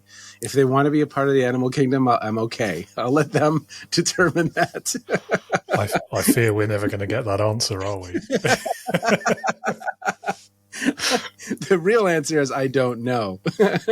No, do elves get stressed out? I have to imagine they would get a little bit stressed out. I mean, Santa wants to make sure that it's perfect. He wants to make sure that every kid has what they asked for, and I think that's important. That's a critical task. There's a high standard to live up to there.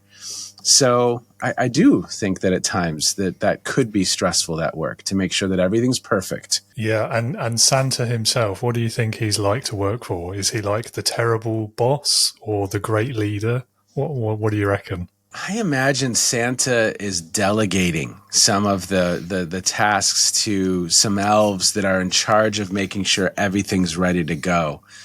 Santa's busy checking his list and making a list and checking it twice, right? Isn't that going to find out who's naughty or nice? Is he that busy though? I mean, he's only going to check it twice. That's like 2 jobs, and then he's done. So there's a potential controversy here that has been raised by others as well. Is he actually just a layabout? Like he works one night a year, and the rest of the year the elves are doing all of the hard work? Or David, are we being unfair? This is the stuff that goes through your head, isn't it? It really is, yeah. I must know the answer. Laying awake at night, is Santa good to work for? I mean, only in December. It's not like an all year round problem that I struggle with, obviously. Then it goes on to the Easter Bunny. It just continues. Oh, don't get me started on the Easter. On the Tooth Fairy. No, just no. No, I have to imagine Santa is a good person to work for. I hope that Santa is a good person to work for. I think you've got Mrs. Claus, of course, she's helping out. And, of course, you've got the reindeer. They're doing their part. It seems like there's very clear roles as to what people are doing up there at the North Pole. So that we know that that's helpful when we have role clarity to minimize some of the stress. So that's what I think. That's how I think it's going. Yeah, I think you're probably right. I think we probably have to think that way, don't we? Because otherwise, Santa becomes something not very Christmassy. No, I don't want to think. I mean, there's films, right? Bad Santa. There's films where Santa people impersonate a less than desirable version of. But I'm gonna go with more of like a positive, uplifting, inspirational, transformational leader, servant leader, authentic leader. I'm going to go with all of the leaders. Just fill in the words ahead. Emotionally intelligent leader. I'm going to go with all of that. Fair enough. I'm not going to argue with you. It's kind of related to that, what we just talked about. But what do you think would be the main leadership lessons that we can learn from Santa Claus? Well, okay. At least one that comes to mind for me is that, you have an individual with a very, very clear vision of what we're trying to accomplish. And so I think it's audacious. It's not a simple, easy vision. It's a very clear vision. So we have a vision, but then we also have the logistics kind of in place to actually make that vision a reality, which is pretty darn cool as well. So there's a futurist. His name is Joel Barker. Let's see if I can get this, David. I don't know that I can on the first shot here. Action without vision just passes time. Vision without action is merely a dream. Vision with action changes the world. That's Joel Barker. Some version of that is Joel Barker. He's a futurist. I like it. You've got an individual here who's got a really strong vision. This is what we're going to accomplish. And then the logistics to actually make it a reality. Because I think at times there's people who have really good logistics. Kodak had great logistics. I mean, there were processes for everything. It's just that at the end, the vision wasn't there. Mm-hmm. And then you have leaders you've worked for that the vision's there, but the real process orientation to actually make that happen, it didn't exist. They were a little bit of a train wreck when it came to organizational skills and putting things into action. So I think those things combined, Santa does a pretty good job of it. And then again, if like we just discussed, he's a good person through all of this very difficult work, well, you've got a triple threat at that point. Good person, vision, and actually gets results. Boom. Yeah. And no, I like that. I think the key part of it as well with having that vision, as you've said, is it's got to be like practical and achievable. Now, there's nothing wrong with the grand aspirational aims, but there comes a certain point where if that's not something that's actually possible, it can almost be worse than not having anything at all because everyone just gets really like downtrodden and depressed because they know it's an unattainable goal, and so you just give up. Now, for most people, 100% of the people in the world, with that one exception of Santa Claus, the vision he has would be that unachievable one, but because it's him and because there's the magic of it and the Christmas of it and he's got the logistics in place, it's perfection. Yeah, it doesn't matter if it's snowing or sleeting. He's got Rudolph to I mean, he's planned. He's scenario planned this endeavor very nicely. Yeah. I like it. Yeah. Right. Changing topic then. This one's totally irrelevant to leadership. It's just a fun question that I want to know the answer to from everyone, really. And that is, what is your Christmas guilty pleasure? Everyone has one. You may not want to admit it, but I bet you've got one. Christmas guilty pleasure. Okay, so I'm going to go, it's not a current guilty pleasure. Mm-hmm. And I don't even know that it's a bad guilty pleasure, but I remember my grandmother she was in Iowa in the United States, and she made these sugar cookies that as a child, I could not, they were addictive. And so I would eat these sugar cookies. There was this frosting on them. I've never tasted a cookie that was this good since, but every Christmas, I just did not feel good at all because I'd eaten so many sugar cookies. I just walked down, and they were in these different shapes. There was a Christmas tree shaped one. There was a Santa shaped one. There was a wreath. There were all these different shapes. And I just snuck downstairs all day long, all night, and ate these cookies. And again, when it was time for the real meal, or if it was really throughout the whole weekend, I just didn't feel good because I'd eaten so many of these cookies. So I don't know if that's a guilty pleasure. It was definitely a pleasure. And it's hard to admit, but I just kind of binged on them. They were so incredible. And I haven't tasted anything like it since. Yeah, there's that saying, isn't there, that a hangover is the sign you had a good night. Well, I feel like feeling bad at Christmas or the morning after is a sign you've had a good Christmas. You've done it right. Yeah, definitely. And this is another story. This isn't a guilty pleasure, but gosh, I think it was maybe the last Star Wars film that came out. This is a funny story. I think it was right around the holidays when it came out, because I remember sitting alone. I couldn't get anyone in my family to want to go to the theater. So I got 2 Christmas ales and I sat in the theater. I had 2 Christmas ale beers and I sat in the theater by myself and I watched that final film. It was episode 9, whatever that film was called. And I cried. Really? At Star Wars. Because of how bad it was, right? No, I've been watching that. I saw that in the theater with my dad in 1977. So I've been kind of following that series. I'm not like so into it that I've watched all the animated series and everything on Disney Plus, but it was a big part of my childhood. I think I probably have maybe something up here that is an R2-D2 if the screen was out a little bit further. Yeah. But so that was also, I don't know if that's a guilty pleasure, but it was embarrassing kind of to tell the story to the world just then. Nah. C-3PO, Princess Leia died. R2-D2 is right there. Oof. Yeah, I mean, it's not embarrassing at all. You can't see it on the camera, but I'm standing here wearing a Star Wars themed Christmas jumper. So yeah, it's not embarrassing at all. Yeah. Legit. Okay. You can't see it, but it says "All I want for Christmas is you." Okay, so there you go. I love it. I love it. Yep. So yeah, not embarrassing at all, unless I've just also embarrassed myself, one or the other. But at least we're in it together. Yeah, for sure. I kind of lost it a bit with that last film. I think the new ones generally, I'm in the camp of didn't really enjoy them that much. I let's see. Of course, the first 3, which were episodes 4, 5, 6, I loved. Empire Strikes Back, probably the best day, other than my children's birth and my wedding. One of the best days of my life was my cousin, who was about 7 or 8 years older, drove me to the theater, and we watched Empire Strikes Back in the theater 3 times in a day.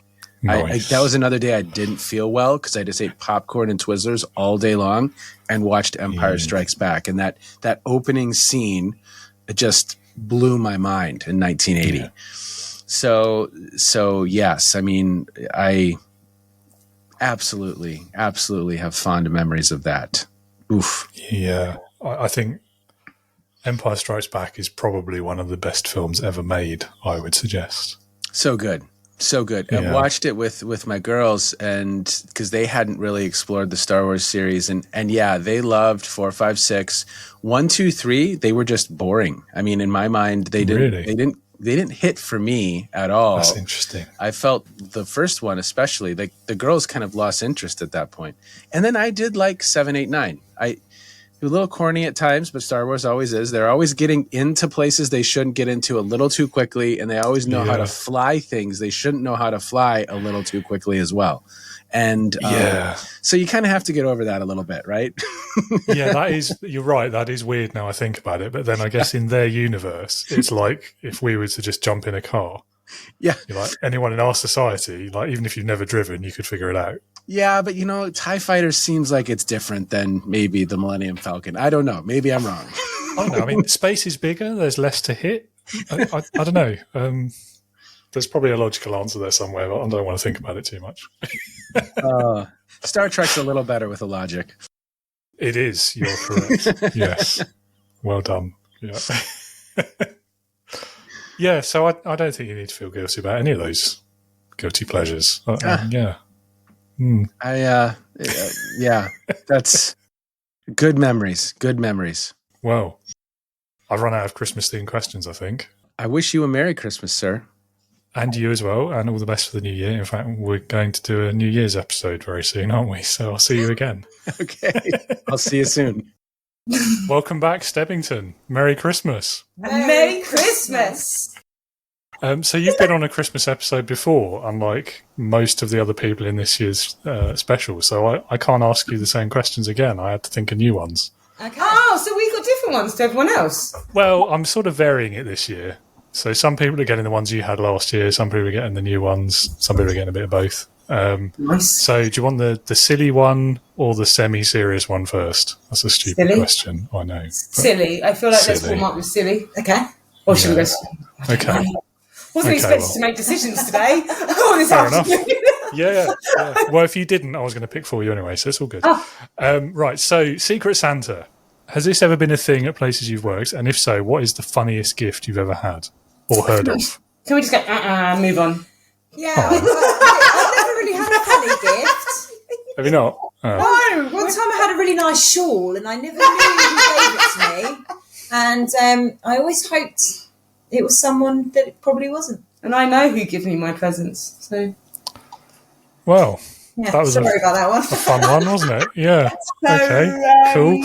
I think you should put a little, one of those tumbleweeds going across the thing. Yeah, I mean, I thought it would be a fun question, but a lot of people have never had one. I mean, I never had it either, to be honest, which I guess is why I How did you come up asked. with the question? Well, because I've heard about it, and I wanted to be part of it somehow. You know, the thing is, can't really do it on your own. Santa, though, is that sometimes they don't really know that well, so it's just always the same thing: bottle of wine. That's not funny. Yeah, and even that is a bit risky these days, isn't it? Because a lot of people don't drink anymore. So yeah, you can get yourself in all sorts of trouble. Yeah. So there's this thing in America. I don't know if you've heard this. I've never heard of it in the UK anyway, so I assume it's them. They call it White Elephant, where it's like Secret Santa, but then you can also steal gifts from people. Oh, we play this game. We do that with so we have a family Christmas. We hire out a hall, and then there's millions. there's a few of us. So we have a hall.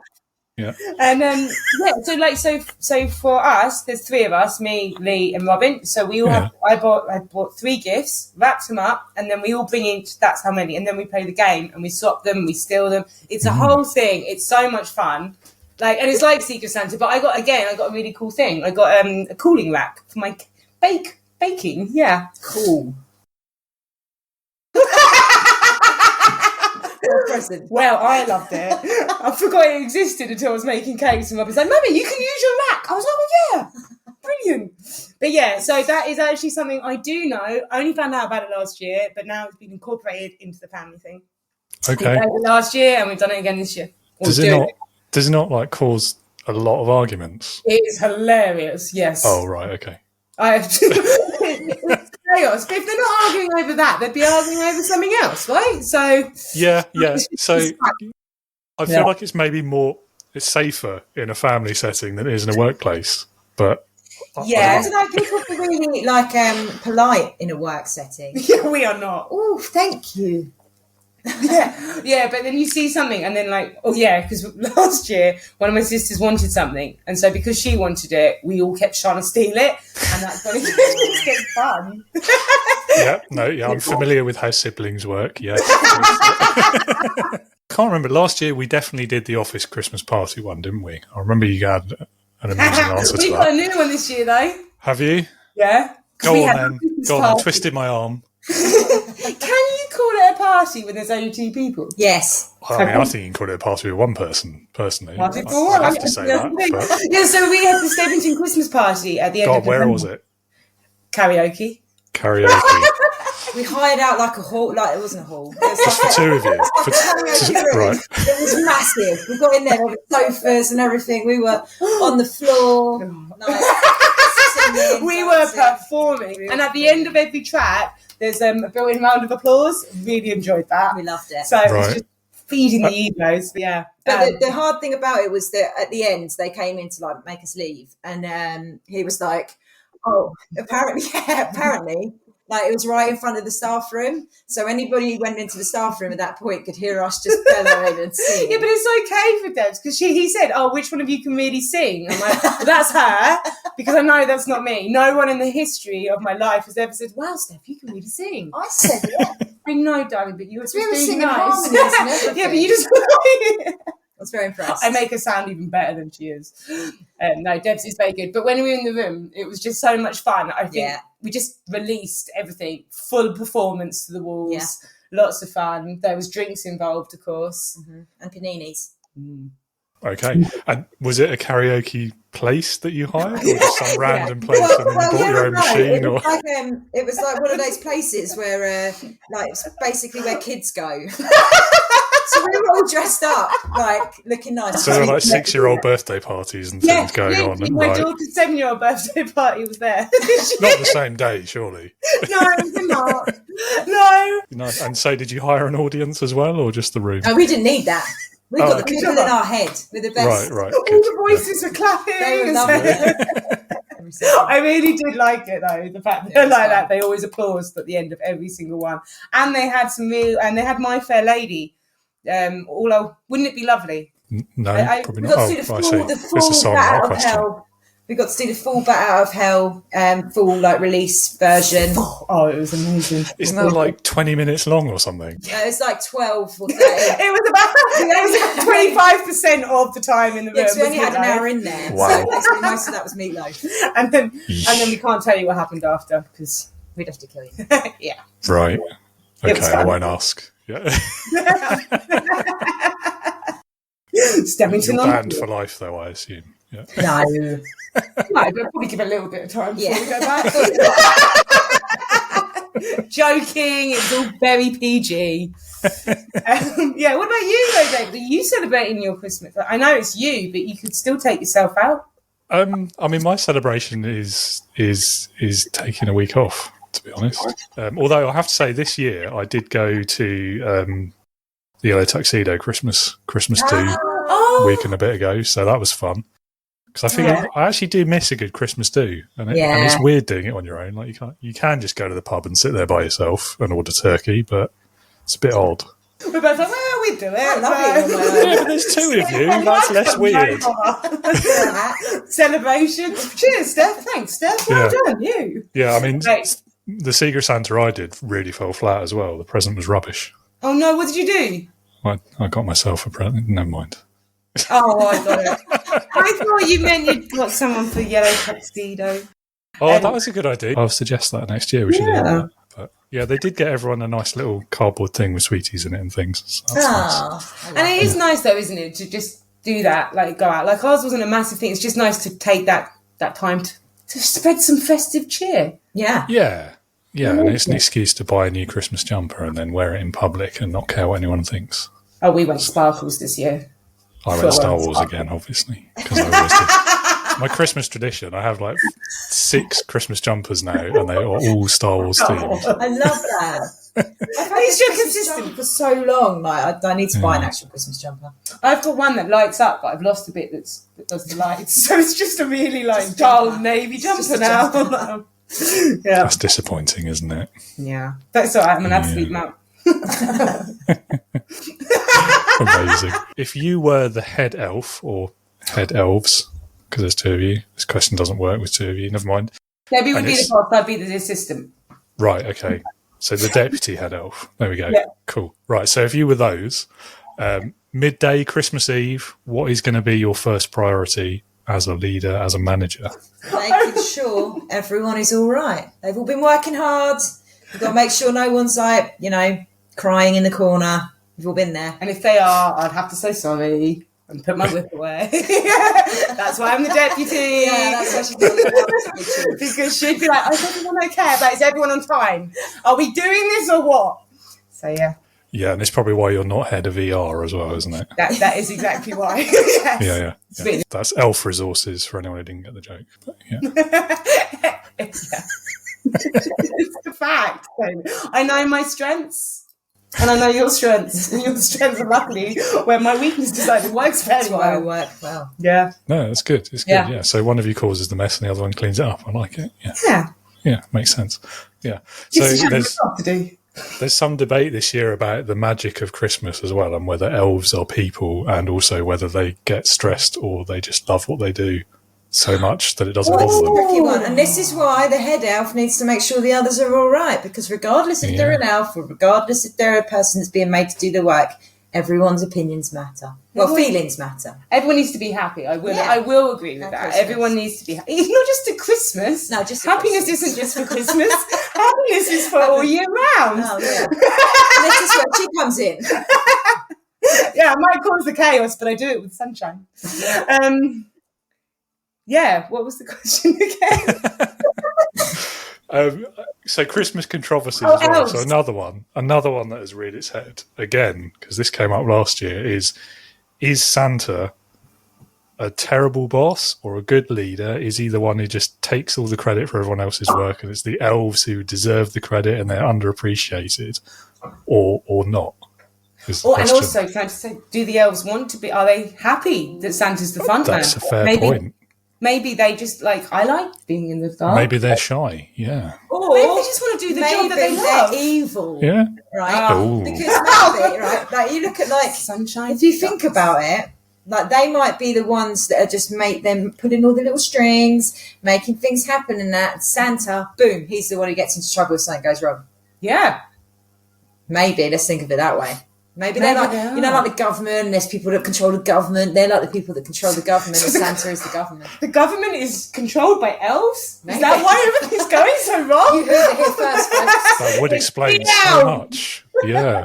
Do you think they're subject to government rule? I don't know. Is it a heavily regulated industry? What I mean is like they could be the criminal masterminds behind Santa. Santa could be the slave. And he's been made to do that because the elves are like, but in little voices. Yeah. Like that. Maybe. But I think in answer to your question, I think he's both good. He could be either because, like you said, he's like a normal kind of CEO that just sits around taking all the credit. Doing nothing. Yeah. He also has to go and see all the children in the world and guide and lead his little reindeer to take him there and make it all in time before everyone gets up. And that's quite good leadership skills. Yeah. So imagine having however many reindeer he's got. 9. And then some aren't listening. And do you know what I mean? He's got to keep that going. You're my little reindeer. I'm definitely not listening. Do the reindeer have a choice as well, is the other question. You see, in my world, I like to think that everyone's happy with what they're doing. Yeah, gosh, this has really got down. You started talking about Santa as a crime boss, David, so this is your fault. You said it before, do the elves really want to do it? No, well, they control the government. Yeah, they do. I do. I think if the elves are happy, then that makes Santa a good boss, right? Because they reach the objective every year. They get all the presents out. That's good leadership there. They're all happy work, loving life. That's a good leader. Yeah, that's all I've got. I reckon we're going to go good. Good. Yeah, I reckon good. What do you think? What leadership skills has Santa taught you, David?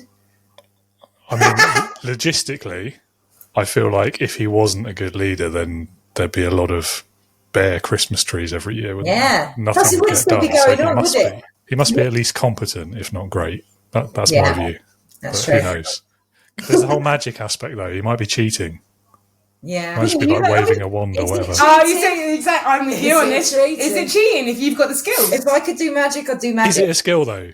I don't think it's a skill. All right. Well, he was born. Do you born. learn magic? I don't know. I don't know enough about magic. More research required, I think. Yeah. Next year. Okay.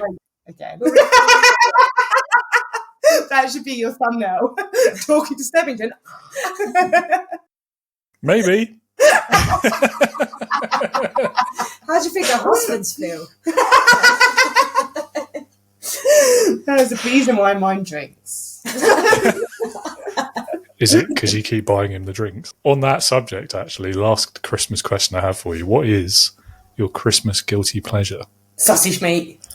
Oh, that was a very quick answer. Didn't even need to think about that one. Love sausage meat. I've been thinking about it since last Christmas. Yeah. Now, do you cook that in the turkey or not? No, I don't really like that whole thing of putting things in dead things.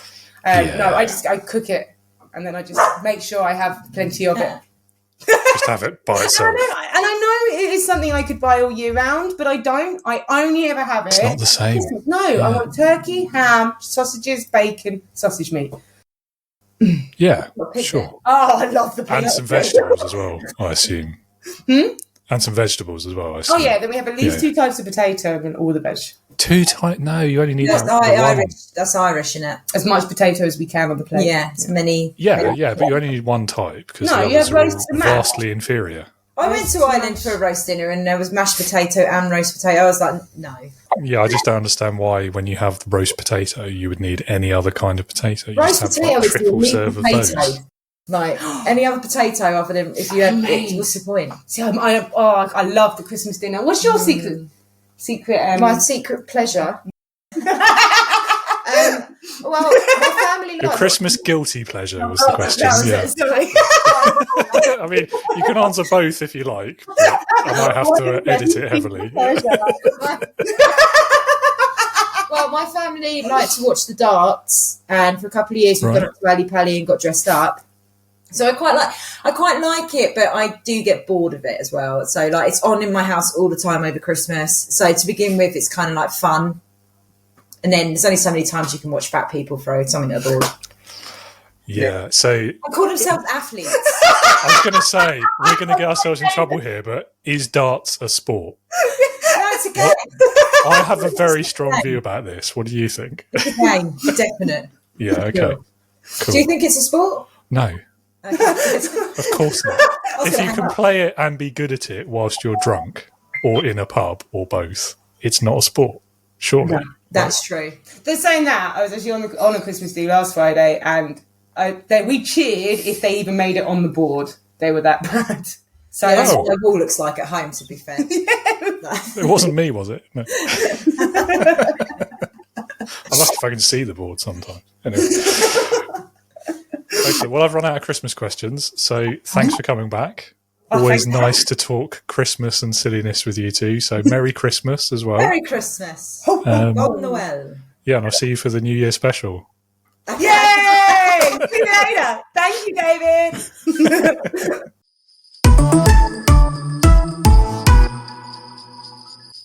And that's it for this year's Christmas special. Thank you so much for being with us today, everyone. I hope you enjoyed it. Hope you learned something as well. And a huge, massive thank you to all of our nearly a dozen guests who've been with us to help us make such a special episode today. A very Merry Christmas or Happy Holidays to everyone. I hope you have a safe and happy Christmas period. And I'll be back with a Boxing Day clip compilation show, which we've never done before, but that'll be on Boxing Day, funnily enough, as the name suggests. So that's it from me today. Talk to you again very soon. And in the meantime, remember, elves are people too. Leadership is for life, not just for Christmas. And be a leader, not a boss.